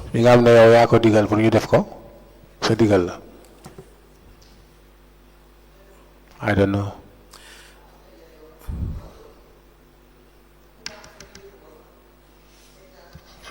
As I told you, some of them I'm not even aware. I think you said King FM. Now, if you are not aware, in some instances, payments made, requests made in your name, then who else will be aware? Then I also know yeglo ne amna febing amna definitely go set to na kan mo wara yeglolu. No, luma wax moy ne. No, what I'm saying is that for them to choose mun nañu def mun nañu raise lifin bi waye man duma xamne King FM lañu dem. They can be able to raise, but I will not know. Taranga lañu dem. King FM. Now, King FM. Your election bid for the Rafela, is that part of council's budget? Then I King election be pro Rafela bi nena nda lolu wata bokasi council budget. Not amna ci council budget. Not Rafela per se. Not Rafela per se. Why from the visibility budget? Not from the visibility budget. Visibility budget. What is the visibility budget? Nena, what is the visibility budget? Moi journalists ak yoyep. That is the journalists and all those. But this is for Rafela. But nena li for election. Pro Rafela la for election. Why lead council? Lead council. Nañ appreciate nak wax deug yalla. Li sud council Rafela. Let us appreciate council Rafela. Council su Rafela su council defale Rafela 1. If I council do one for Rafela. Rafela defal na council 200. Council Rafela done 200 to council. So I don't know why lutax mu nek a problem. I don't know why it became a problem. For like 10,000. For like the amount of 10,000. A typical example. For a typical example. Rafela indi na 200,000 for youth volunteerism bi. Rafela brought 200,000 for youth volunteerism. Rafela indi na Bloomberg project. The Rafela brought Bloomberg project. Rafela indi na yenen projects. Rafela brought many other projects. Rafela indi na boreholes projects. They brought boreholes projects. In the borehole projects. They brought borehole projects. Right now we have $1 million. Right now we have $1 million. So I cannot understand. Luta $10 or $20. I don't understand why $10 or $20 that. Mom la Banjul City Council di jox Rafela. That Te Rafela Banjul- di jox Banjul. Banjul City Council gave to Rafela, and what Rafela used to give to Ay 10, Banjul, 15 million, 20 million mu nekk problem. 15 million, 20 million became a problem. You asked a very good question. And And a legal life dafa am fayda trop. waa definitely man Definitely myself. lii dama bëgg naa ko understand bu baax a baax a baax. I want to understand this. soo gisee certain projects ma ne leen ñu xaar. because You we need see to certain differentiate. projects because we need to differentiate. Because Rafela is part of United Cities of Local Government. Rafela is part of United Cities of Local Government. United Cities of Local Governments. Banjul City Council is a member of the United Cities of Local Government. And Banjul City Council is a member of the National. Yeah, we got it. You asked a very important question. Nena linga like da afam fayda trop. In fact, In fact, most people will think like that. nena ñeneen ñi nii lañ koy xalaatee. It's not their fault. Negut seen fault de. I gave you 200,000. Mu ne ma jox la 200,000. I take your $5 unlawfully. Mu jël sa $5 li nga xam ne àndut ak yoon. Why do you have to have a problem with that? Nena loolu da nga war a am problème si I loolu. already gave you $200,000. Man jox na la $200,000. But that's my choice. But it's my choice. Suma xalaat la. Do you understand that? Nena yëg nga loolu. And it's a goodwill. Nena guddi boobu xalaat bu baax la si moom. I will not ask you about what Rafela has done for the people Nena moom du la laajte Rafela lan la def si nit ñi. in my capacity as lead counsel.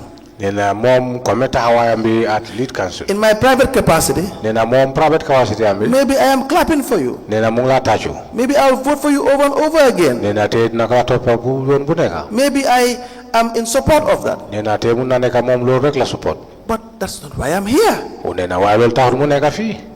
That's the issue. Nena lii la. So, just because you have done so much good Nena comme def nga ko lu baax wala def nga lu bëri li nga xam ne dafa baax. does not mean procedure in the most minor way should not be followed. Nena loolu taxut loo xam ne loolu mooy yoon bi nga war a jaar toppaloo ko.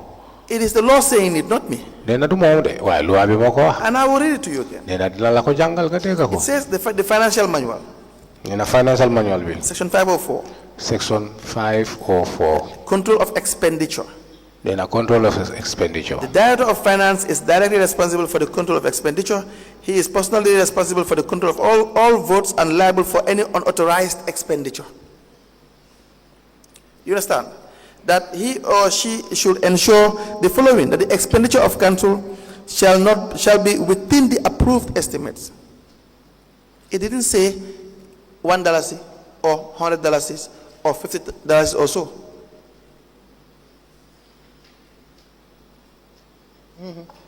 It did not say $1, $100 or $50,000. $100 or $50,000. It says even one butut, Nena butut sax benn butut sax. because it's public funds. Nena parce que mbooloo ñoo ko moom.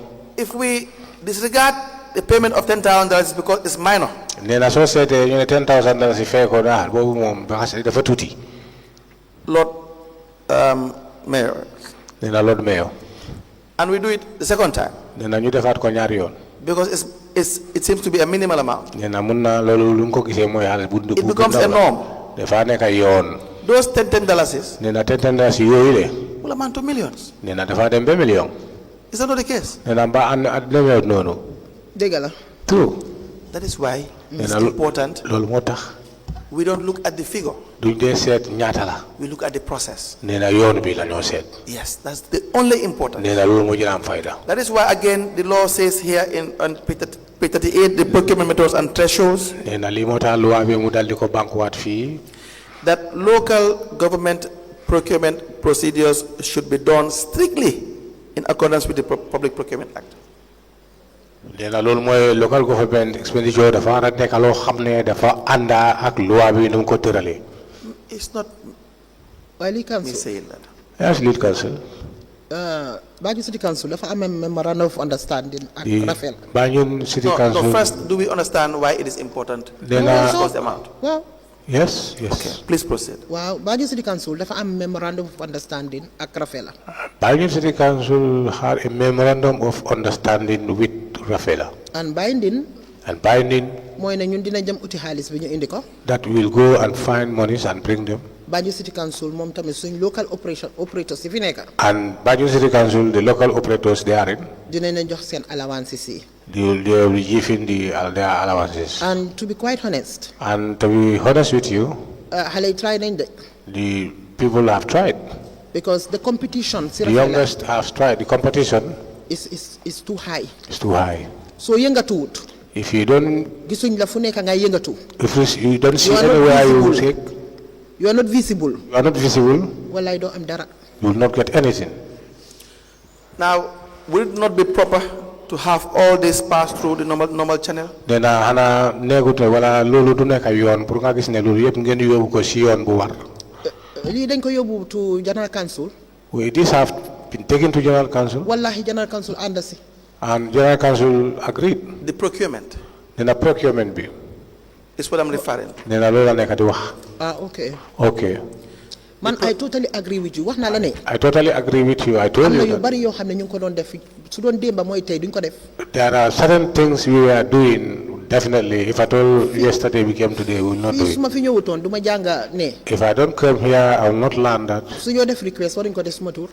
If we are making requests or any request should not be on my name. Wax naa la ne barka démba sax suma personal assistant bi moo request pour am refreshment ci suma office. I told you a day before yesterday, not even long, my assistant did a request It was on for behalf of the mayor. in my office. It was the same I am on behalf of requesting my on behalf name, of the mayor. the mayor Te li council and lead council. yàlla dafa def rek ne li 2018 la commission bi door. As I said, God made that this commission started 2018. Su fekkoon ne commission bi dañ ko delloo woon gannaaw. If at all it has been pushed backward, Di ngeen dégga loole musta dégga. we will hear something, or the commission will hear something that they have never heard of. Most of these things yoo xam ne personal assistance ak PRO ñu ko def. Most of these things which the personal assistants and the PRO doing, Template yu ñu fa dee fekk rek mel the ni copy and template, paste. that's the one they follow, just like copy and paste. Nekku dara loo xam ne ñun ñoo ko invent. It doesn't mean that anything was there that we invented. Waaye again appreciate naa But I appreciate it. te su ma demee xëj na dinañ wécci doxin si boor boobu. If I go back, we will change the system on that side. Man lu ma bëggoon a xam rek soo ma si mënee dimbale and I'm just appealing to you. And all I want is that if you can be able to assist me, and I'm appealing to you, if at all, Su fekkee ne the personal assistant bindut ne on behalf of the mayor. if at all the personal assistant did not write it on behalf of the mayor, Bindut on behalf of the office of the mayor. and he does it write on the office of the mayor, Kon dafa war a binda on behalf of council. then he's supposed to write on behalf of council. Before I move to this other payment for the town hall meeting coverage,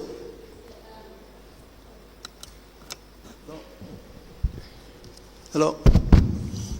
Point of correction, Your Worship. Point of correction. You just said here, if the commission was set back many years ago, 5 years. Commission was suñ ko deloon baag ay at yu gannaaw si gannaaw. that the things that are there, Nee na lu fa nekk, you just copied from there. nee na loolu nga copy yooyu si yooyu ngay doxee. I was there, but I've never operated the way you were operating. Nee na moom mu ngi woon foofu de waaye moom doxalinam bi ak yow sax ñi ngay doxalee di I benn. think you have to make it clear. Nee na kon da nga war a leeral foofu. Thank you. Thank you. now,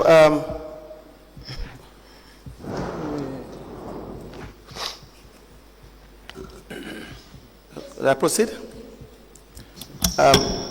We have again the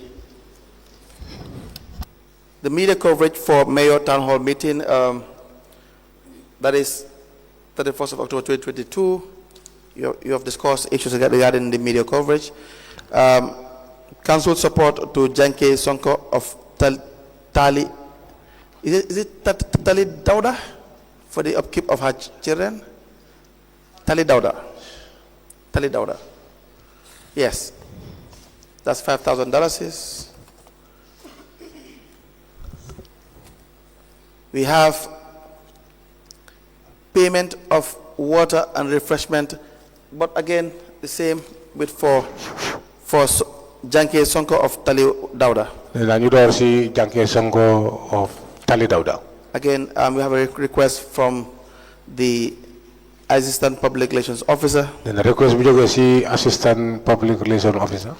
address to the Chief Executive Officer mu daal di ko adresse ci Chief Executive Officer for $5,000 is support pour $5,000 pour support on behalf of the Lord Mayor. si kaw si sa tur Lord Mayor And the money was paid to Fatou Mbenga. te xaalis bi dañ ko fay si Fatou Mbenga It's a check amount. nee na loolu check la woon I know you have already said, you have already accepted that it's not the best process. nee na te gom nga ne yow sa boppa nangu nga ne loolu nekkutoon yoon There was cash impressed to print 1,000 T-shirts nee na am na cash impress bi nga xam ne pour print 1000 t-shirt from Mayor's Town Hall meeting from Mayor Town Hall meeting of Banjul North constituency. bi nga xam ne pour Banjul North constituency The amount paid was $200,000. nee na xaalis bi nga xam ne fay nañu ko dem na ba ñaari téeméeri junni The memo from the assistant PRO to the CEO nee na memo bi nga xam ne assistant PRO bi bind na ko si CEO reads request for payment for visibility service mu daal di ko bind ne payment for visibility service visibility service on behalf of the Mayor of Banjul. I'd like to request for the payment of 1,000 T-shirts for the Mayor's upcoming town hall meeting at Banjul North constituency slated for 26th of March 2022. Council, in its efforts to bridge the communication gap with Banjulians, have decided to organize a series of town hall meetings in all constituencies in Banjul. It is intended to create an opportunity for residents of the city to ask questions and seek clarifications on issues regarding the council. Also creates a platform for direct interaction and meaningful dialogue between the council and residents of the city. Now, before I go to the procurement issue, what is this town hall meeting for? The nee na EU town hall meeting bi pour lan la mooy EU town hall project meeting bi. EU town EU project ma la doon wax. EU project meeting waaw. that I was telling you Now, this $200,000 is from council's accounts. nee na 200,000 boobu si council's account la bàyyeeko I'm not sure whether council la ndax si EU project bi. I'm not sure whether it is from council or the EU project. Now, the T-shirts were printed from Hamdan Kasiran. nee na t-shirt bi fu ñu ko print mooy Hamdan Kasiran. Who is Hamdan Kasiran? nee na kan mooy Hamdan Kasiran. Printer la. c'est printer. And then who made the decision to contract this to Hamdan Kasiran? nee na kan mooy si idea boobu pour ngeen contact Hamdan Kasiran pour ñu print leen seen t-shirt si. foog naa xam daan Margaret moo ko indi. I cannot remember, but I think it was Margaret who brought them. It was? Margaret. foog naa Margaret la I cannot remember. I cannot remember fully. CEO bi mun naa clear loolu. But CEO can be able to clear that. Was this your instruction as well? nee na ndax loolu tamit sa kaddu la. no. You do not tell or instruct them to use Hamdan Kasiran. nee na nekkul ne yow yaa leen advice wala wax leen pour ñu use Hamdan Kasiran. déedéet. no. But you knew Hamdan Kasiran before. nee na waaye yow xam nga woon Hamdan Kasiran balaa booba. bi ko Margaret indee waa. yes when Margaret brought them yes. Why did you not tell Margaret to follow procurement process? nee na lu tax waxuloo Margaret pour mu toppa procurement process bi. xaw ma naka la ko Margaret defee sax. I don't even know how Margaret managed to. waaye xam naa ne Margaret moo ko introduce si office bi. But all I know is that it was him who introduced them to the office. But Margaret does not work as a procurement officer. nee na waaye Margaret nekkul moom liggéeyam mooy procurement officer. déedéet waxuma ne procurement officer la. No, I never said he is a procurement Yes, officer. so you shouldn't have allowed him nee na yow warloo nangu to pour even moom take part in this procurement. pour mu daal di bokk mbooram si procurement bi. waaye lii council waaye mii wax naa la di ma ne la xaw ma naka lañ procurement ne. procure di saati sax. I have said waaye I am earlier, honest enough pour wax la ne Margaret moo ko indi moom. I have said earlier on that I have no idea how this contract was given to them, but I said all I know was Margaret who brought them to the office. Do you know whether Margaret has any kickbacks from this? nee na ndax Margaret am na ay dugg yi nga xam ne jox nañ ko si lii. déedéet. No. Do you think it is possible? nee na foog nga ne loolu mun na am. T-shirt si benn ñaata la. A t-shirt how much was a t-shirt? $200. $200. foog naa t-shirt si market bi. I think a suñu laajtee t-shirt. si market bi ñu xam t-shirt bi na ñaata la. If I go to the market, we ask, we may know exactly how much is a t-shirt. waaye knowing market. Do you know? But knowing market, Do you know how much? then xam nga ñaata la. t-shirt. T-shirt. ah man de ñu ne bi ñoo taxaw élection. For the time when I was contesting for election, maa ngi doon printé suma t-shirt yéenay 200 yéenay 225 yéenay 250. I used to print my t-shirts 200, 225, ba 250. 250. Is there any chance that it may be less than this? Then mba munta am chance bi nga xam ne njëg bi dina jëna wàññi ko wala li ngay fay du aga foofu. t-shirt si market bi. T-shirt at the market. fooguma ko. You can't have it for 150. I don't think so. At Then this I'm time, logo t-shirt. am 150. Yes. Is it not dangerous to have your direct staff to do the procurement? Then nda loolu nekkut loo xam ne dafa dangerous pour yow sa bopp nga xam ne moo nekk sa ron sa direct staff mu dal di def procurement.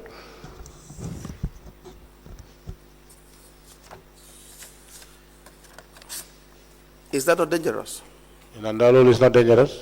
moo ko def de waaye xam naa ne moom moo introduce kooku ak council. I don't know whether he was the one who did the process, but Fatou all I Mega- know that he's the one Fatou who Mega introduced said- it to the council. Fatou Mega said you gave the instructions. Then Fatou Mbenga lu mu wax mooy yow yaa jógee digal. waaw Fatou su waxee loolu wax na dëgg. Yes, if Fatou says so, then that is true. Yes. She had the truth. And so there is a possibility that what was paid was too much. Then amoon naa nekk li ngeen fay dafa bëri dafa nekk xaalis bu bëri. I asked that because this is called market survey. Nee na su gisee mu wax loolu because lii dañ ko lu ñuy wax mooy market survey. Not because I think you have paid too much, Nee na jëlul ne wala waxut ne yow li nga fay dafa bëri. but it's a possibility. Nee na waaye mën na nekk. waaye xam nga man wax naa la li ma fay si t-shirt. But I told you what I normally pay for a t-shirt. Yes. Yes. So someone may have a different story. Nee na keneen mën na am lu mooy wax li nga xam ne dafa utee. waaw loolu mën naa nekk. Yes, that can happen. Exactly. We all purchase items and then a friend of yours will tell you, but you can have it less than this. Nee na ñun ñëpp dañ dee jënd bagage waaye nga gis ne mën ngaa jënd bagage nga ñëw sa xarit mu ne la xay yow li xaalis bu bëri la di mën ngaa am li sa njëg boo xam ne mutul li nga jënd. Women do that all the time. Nee na jigéen ñi dañ ko def all the And time. you recommend to each other the most affordable. te si biir yooyu dañoo wonante place bi nga xam ne foofu moo gën a yomba. That is what the specialized procurement unit does. Nee na specialized procurement unit lii mooy seen liggéey. They do what we call a market survey. Nee na ñoom lu ñooy def mooy lu ñooy wax market survey. You know a market survey? Nee na xam nga lu ñooy wax market survey. waaw. Yes. What do you understand by market survey? Nee na loo xam si market survey.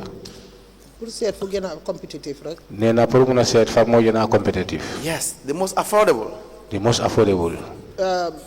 Lead council. Yes. Lead council. wax naa la ne.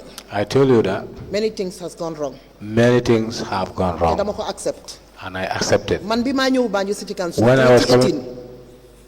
When I was ñëw 2018. when I was coming to Banjul at City Council in the year 2018, fekkuñ fa a procurement office. I did not find there any procurement office. nekku fa woon. There was none. fekkuñ fa courant. There's no fekkuñ fa ndox. there's no fekkuñ fa water, moto mbalit. no dustbins. loolu yëpp fekkuñ ko fa. I don't find anything therein. bi maa ñëw. When I was coming, benn kayit sa joxuñ ma ko pour wax ma ne handing over. nobody gave me even a single paper to say this is handing over. moo tax ma ne la am na councils yoo xam ne. This is why I said we have certain councils. they are lucky. They are very lucky. parce que da nga ñëw ñu indi la everything tegal la ko. Because whenever you come, they put all things in your front. ñun amuñ woon loolu. We didn't have that. so many things. Many things. loo xam ne moo tax ma ne la. This is why I told you, suñ delloo waatoon gannaaw tuuti. if you went back further, di nga appreciate suñ council bi. you will appreciate our council. even though comme lu ma la wax rek we are not perfect. As I said, we are not perfect. ku ñëw inherit council. Who came and inherit? fekk council bi mu ngi amel banque yi nekk biir Gambie yëpp amul benn banque na bu du Standard Bank banque yëpp lañ amel. Apart from Standard Bank, they owed all the banks. so what they were doing. What we were doing, mooy li ñoo wax in Sweden window banking. that's what we normally say in Sweden, window banking. nga amel ki suñ ne warlo so amé bank bi 1 million. So I'm a bank, if you have 1 million, we owe bank 1 million. warlo mëna lepp ci benen bank bi. You cannot be able to live so jëlé fi 1 million. From another bank. If you take 1 million. nga wacce ko to 900. And you go to 900. nga ñew fi 900. You came here 900. ñew fi 900. You came here 900. ñew fi 900. Yes. 900. So lolu yep more than ñaata million. That is all. How many millions? Nawek ci sen bop ñu ngi fi dima dégga. Nawek, they are hearing me. ñaata million lañ fay nawek. How many millions we pay to Nawek? pour ñu ñew talal ñu courant. For them to come and connect us the electricity. talal ñu ndox. Give us water. Lolu yep bena moto mbalit bi gëna ndaw. That is for all a small vehicle. Moto mbalit bi gëna ndaw. Vehicle. Man inherit one, City I don't inherit it in Banjul City Council. Now, li yep dama ko paint. All this were painted. Because historians dañ jamono so bëggé xam ëlëk. Because historians they say if you want to know tomorrow. Fokk nga délu gannaaw nga sét demba. You have to check yesterday. Nga xol tay. Set today. Mu la indi ëlëk naka la mel. Then you can be able to know exactly tomorrow. Té so gisé may wax li. If you see the reason let me why. ask you something. Nena haramu la tala bena. Affair. When there is a transition, Nena jamana bi nga am ne ñu nga am transition. there are always lessons learned.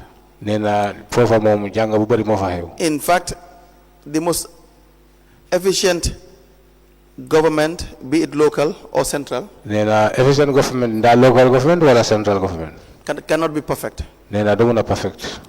After your term, Nena sa tam su jeexee. someone else may come, Keneen dafa ñëw. and that person may find something you haven't done right. Nena te kooku mun na gis leneen li nga am ne yow And doxal la ko proof nu on waaye. that. Nena am nga proof si loolu. And the cycle goes Nena te mbir mi noonu la moo demee. on and on. On and on. Where Gambia started Nena Gambia fu mu dooroon. in 65, 65. it's not where we are. Nena nekkuñu foofu Right tey. now. Right now tey You know, I cannot say that. Nena ndaam du mun a wax loolu. That is why when you say certain things Nena loo tax sooy wax leneen. and I ignore them mu nga wootal du ko ignore. and I proceed, muy proceed continuer. because while you have latitude to talk about things that may even sound Nena, political, because you are a political being, Nena am na place yoo xam ne latitude bi nga xam ne mun nga expliquer lu bëri parce que affaire politique parce que politique ngay def. you are a mayoress. Nena People elect you. You are a mayor. You are a Nena mayoress. yow mayor nga te nit ñi ñoo la tànn. People elected you, Nit ñi ñoo la tànn. and you work for people. Ne yaa ngi liggéey pour nit And ñi. so, of course, you can discuss your problem. Nena yow war nga wax sa problème. Now, if I happen to disagree with you Nena moom su la naa su or nangu si agree yow. with you, Nanguwul si yow wala So- agree yow mu nangu ak it may yow. appear as if you and I are doing the same job. Nena dafa mel ni yaa ak moom yéen a bokk a Do liggéey. you understand that? Nena leer na. And so that's why Nena lii moo tax. I always want to limit myself to what obtains. mu daal di wàññee boppam si loo xam ne lu xew. Because lu tax. you may be my favorite mayor, maybe. Who knows? You may be my favorite mayor nee na mun na nekk yow yaay mayor bi si mayor yëpp. or not. wala déet. But it will be irrelevant nee here. na waaye loolu amul benn fayda. When you took over, nee na yow bi nga jëlee mbir mi. you said you did not inherit so many things. nee na wax nga fe ne am na lu bëri li nga xam ne fekk loo ko fa. But you inherited the relevant laws and regulations. nee na waaye doona nga foofu ay loi yi nga xam ne yu war ak ni nga war a yóbbee mbir mi. The Local Government Act was present nee na and its amendments. local government act mu ngi fa woon amendments yi ñu fa. You know there's a Procurement Act and regulation. nee na xam nga ne Procurement Act and regulations. Financial and Accounting Manual for Local Government Authorities. Finance and accounting manual from the authorities. The Finance and Audit Act 2004. Financial Act yi nga xam ne bu 2004. These were present. nee na lii yëpp mu ngi fa woon.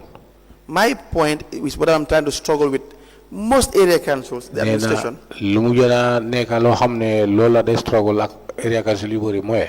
Is the former didn't do it as far as I am concerned. nee na ñi nga xam ne ñoo fa nekkoon defuñu ko.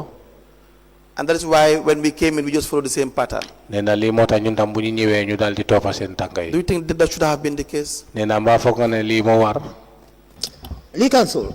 Lead council. Nekuma di joxe ben blame game to anybody. I'm not giving any blame. I'm just trying to paint the house. I'm just trying to paint the house. Xam nga da nga ñëw nga indi affaire procurement. xam nga you came until you talk about procurement. Ma bëgg laa woon ne dina am loo xam ne foog mu dem wrong. And that is where I show to you that certain things must go wrong. Because procurement office was not there. Because procurement office have never held. Am na time bu ñoo ñëw si office bi. There was a time when we came to office. So ñëwee laaj ma file A, B, and C. If you come and ask me a file of A, B, and C, Mënuma la ko jox. I cannot be able to Because give it there to was you. no record office ñun bi ñoo ñëw. Because it was? There was no record office. There was no record office when Let me we give you an were example. When were you elected? Democratically? From which mayor did he took over from? I know, that's why I said that it is Yes. because the ways he operates. When I was mayor, I left the council in 2012. Yes. 2008, I bought 2 brand new funeral vans. Up to today, the council, there is no functional funeral van. Yes. So I wanted to be clear, from which mayor did she take over from with all these inadequacies that she is talking about? Yes. It's not just flowing it openly like that. Yes. We will get that, Honorable Commissioner. We will get that. Just to ask this question, I believe, yes, we will get that. The issue here with I have is the date. We have the year 2022. When did you become mayor? Nena kaninga neka mayor 2018. 2018. And then in 2022, 2023, there were still payments that were made that were not in accordance with the Procurement Act. Nena soko sete jogo ko 2022 2023 amna fee yo xamne andut ak Procurement Act. Okay. Yes. Yes, so that's about 5 years. Nena lolu soko sete lolu dem fa juromi at ci gannaaw. So we assume without even conceding, Nena ci kaw lolu lu xalaat moy like I stated earlier, te mom ko mel mu ko waxon ci and I agree with you, nena te nango na ci yow that when you take over, nena bi nga jëlé mbir mi there will be problems. nena nek na fa problème bu bari. There's no perfect system. Amuton perfect system. Whenever anyone takes over, Nena ke jamana bo xamne ku nek ñew na ci place there will be lessons learned da nga gis ne amna ay place bo xamne ay tété to move on.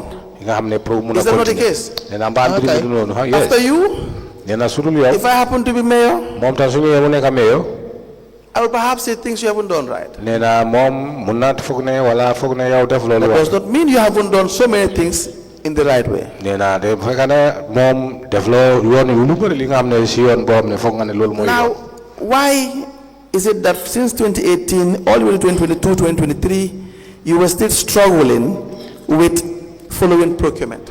nena lana mona ta depuis 2018 2022 ba 2023 yang struggle ci procurement. Non mooy comme lu ma la wax rek ma ne la. As I said dafa earlier, génnoon na bon. it was soo bad seetloo fu ñu starté 2018 where ba it started 2023. 2018 till 2023 génnoon naa bon mu ñëw gën a tane. loolu laa doon jéem a explain. and that was what I was dama laa woon ne explaining. musoon naa gën a bon sax bu baax a baax. And I was telling you that Because there was no it procurement was office. worst before when there was no procurement. Yeah, I believe it is time. We will continue. I have only one question. All right. Okay. Chairperson. Yes. baalal ma rek honorable councillor commissioner wallaay xëj na da nga gis sa bopp si wax bi rek waaye taxuloo ma sax waxuma No, la apologize. Sorry, let me intervene here. Let me intervene.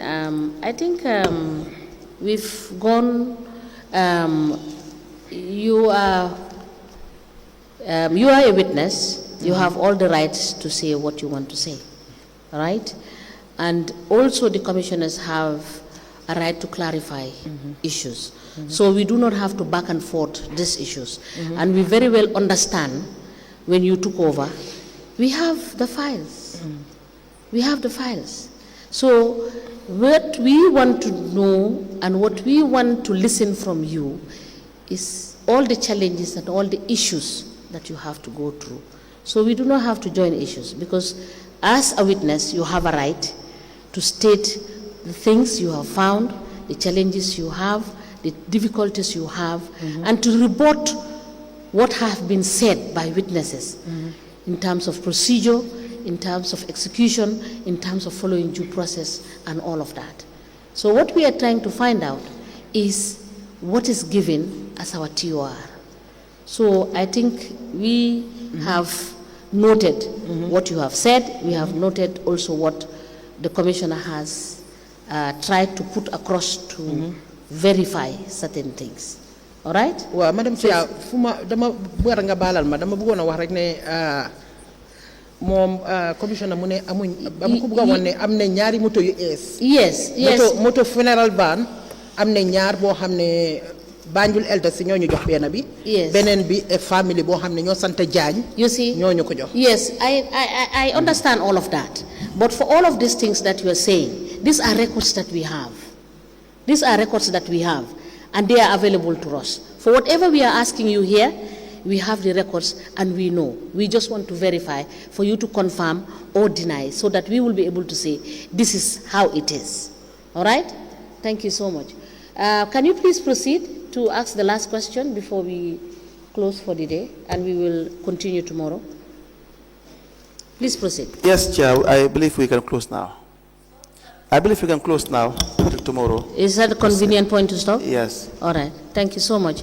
Thank you so much, Madam Mayor. We will see tomorrow by 10 o'clock. Thank you so much. We may rise.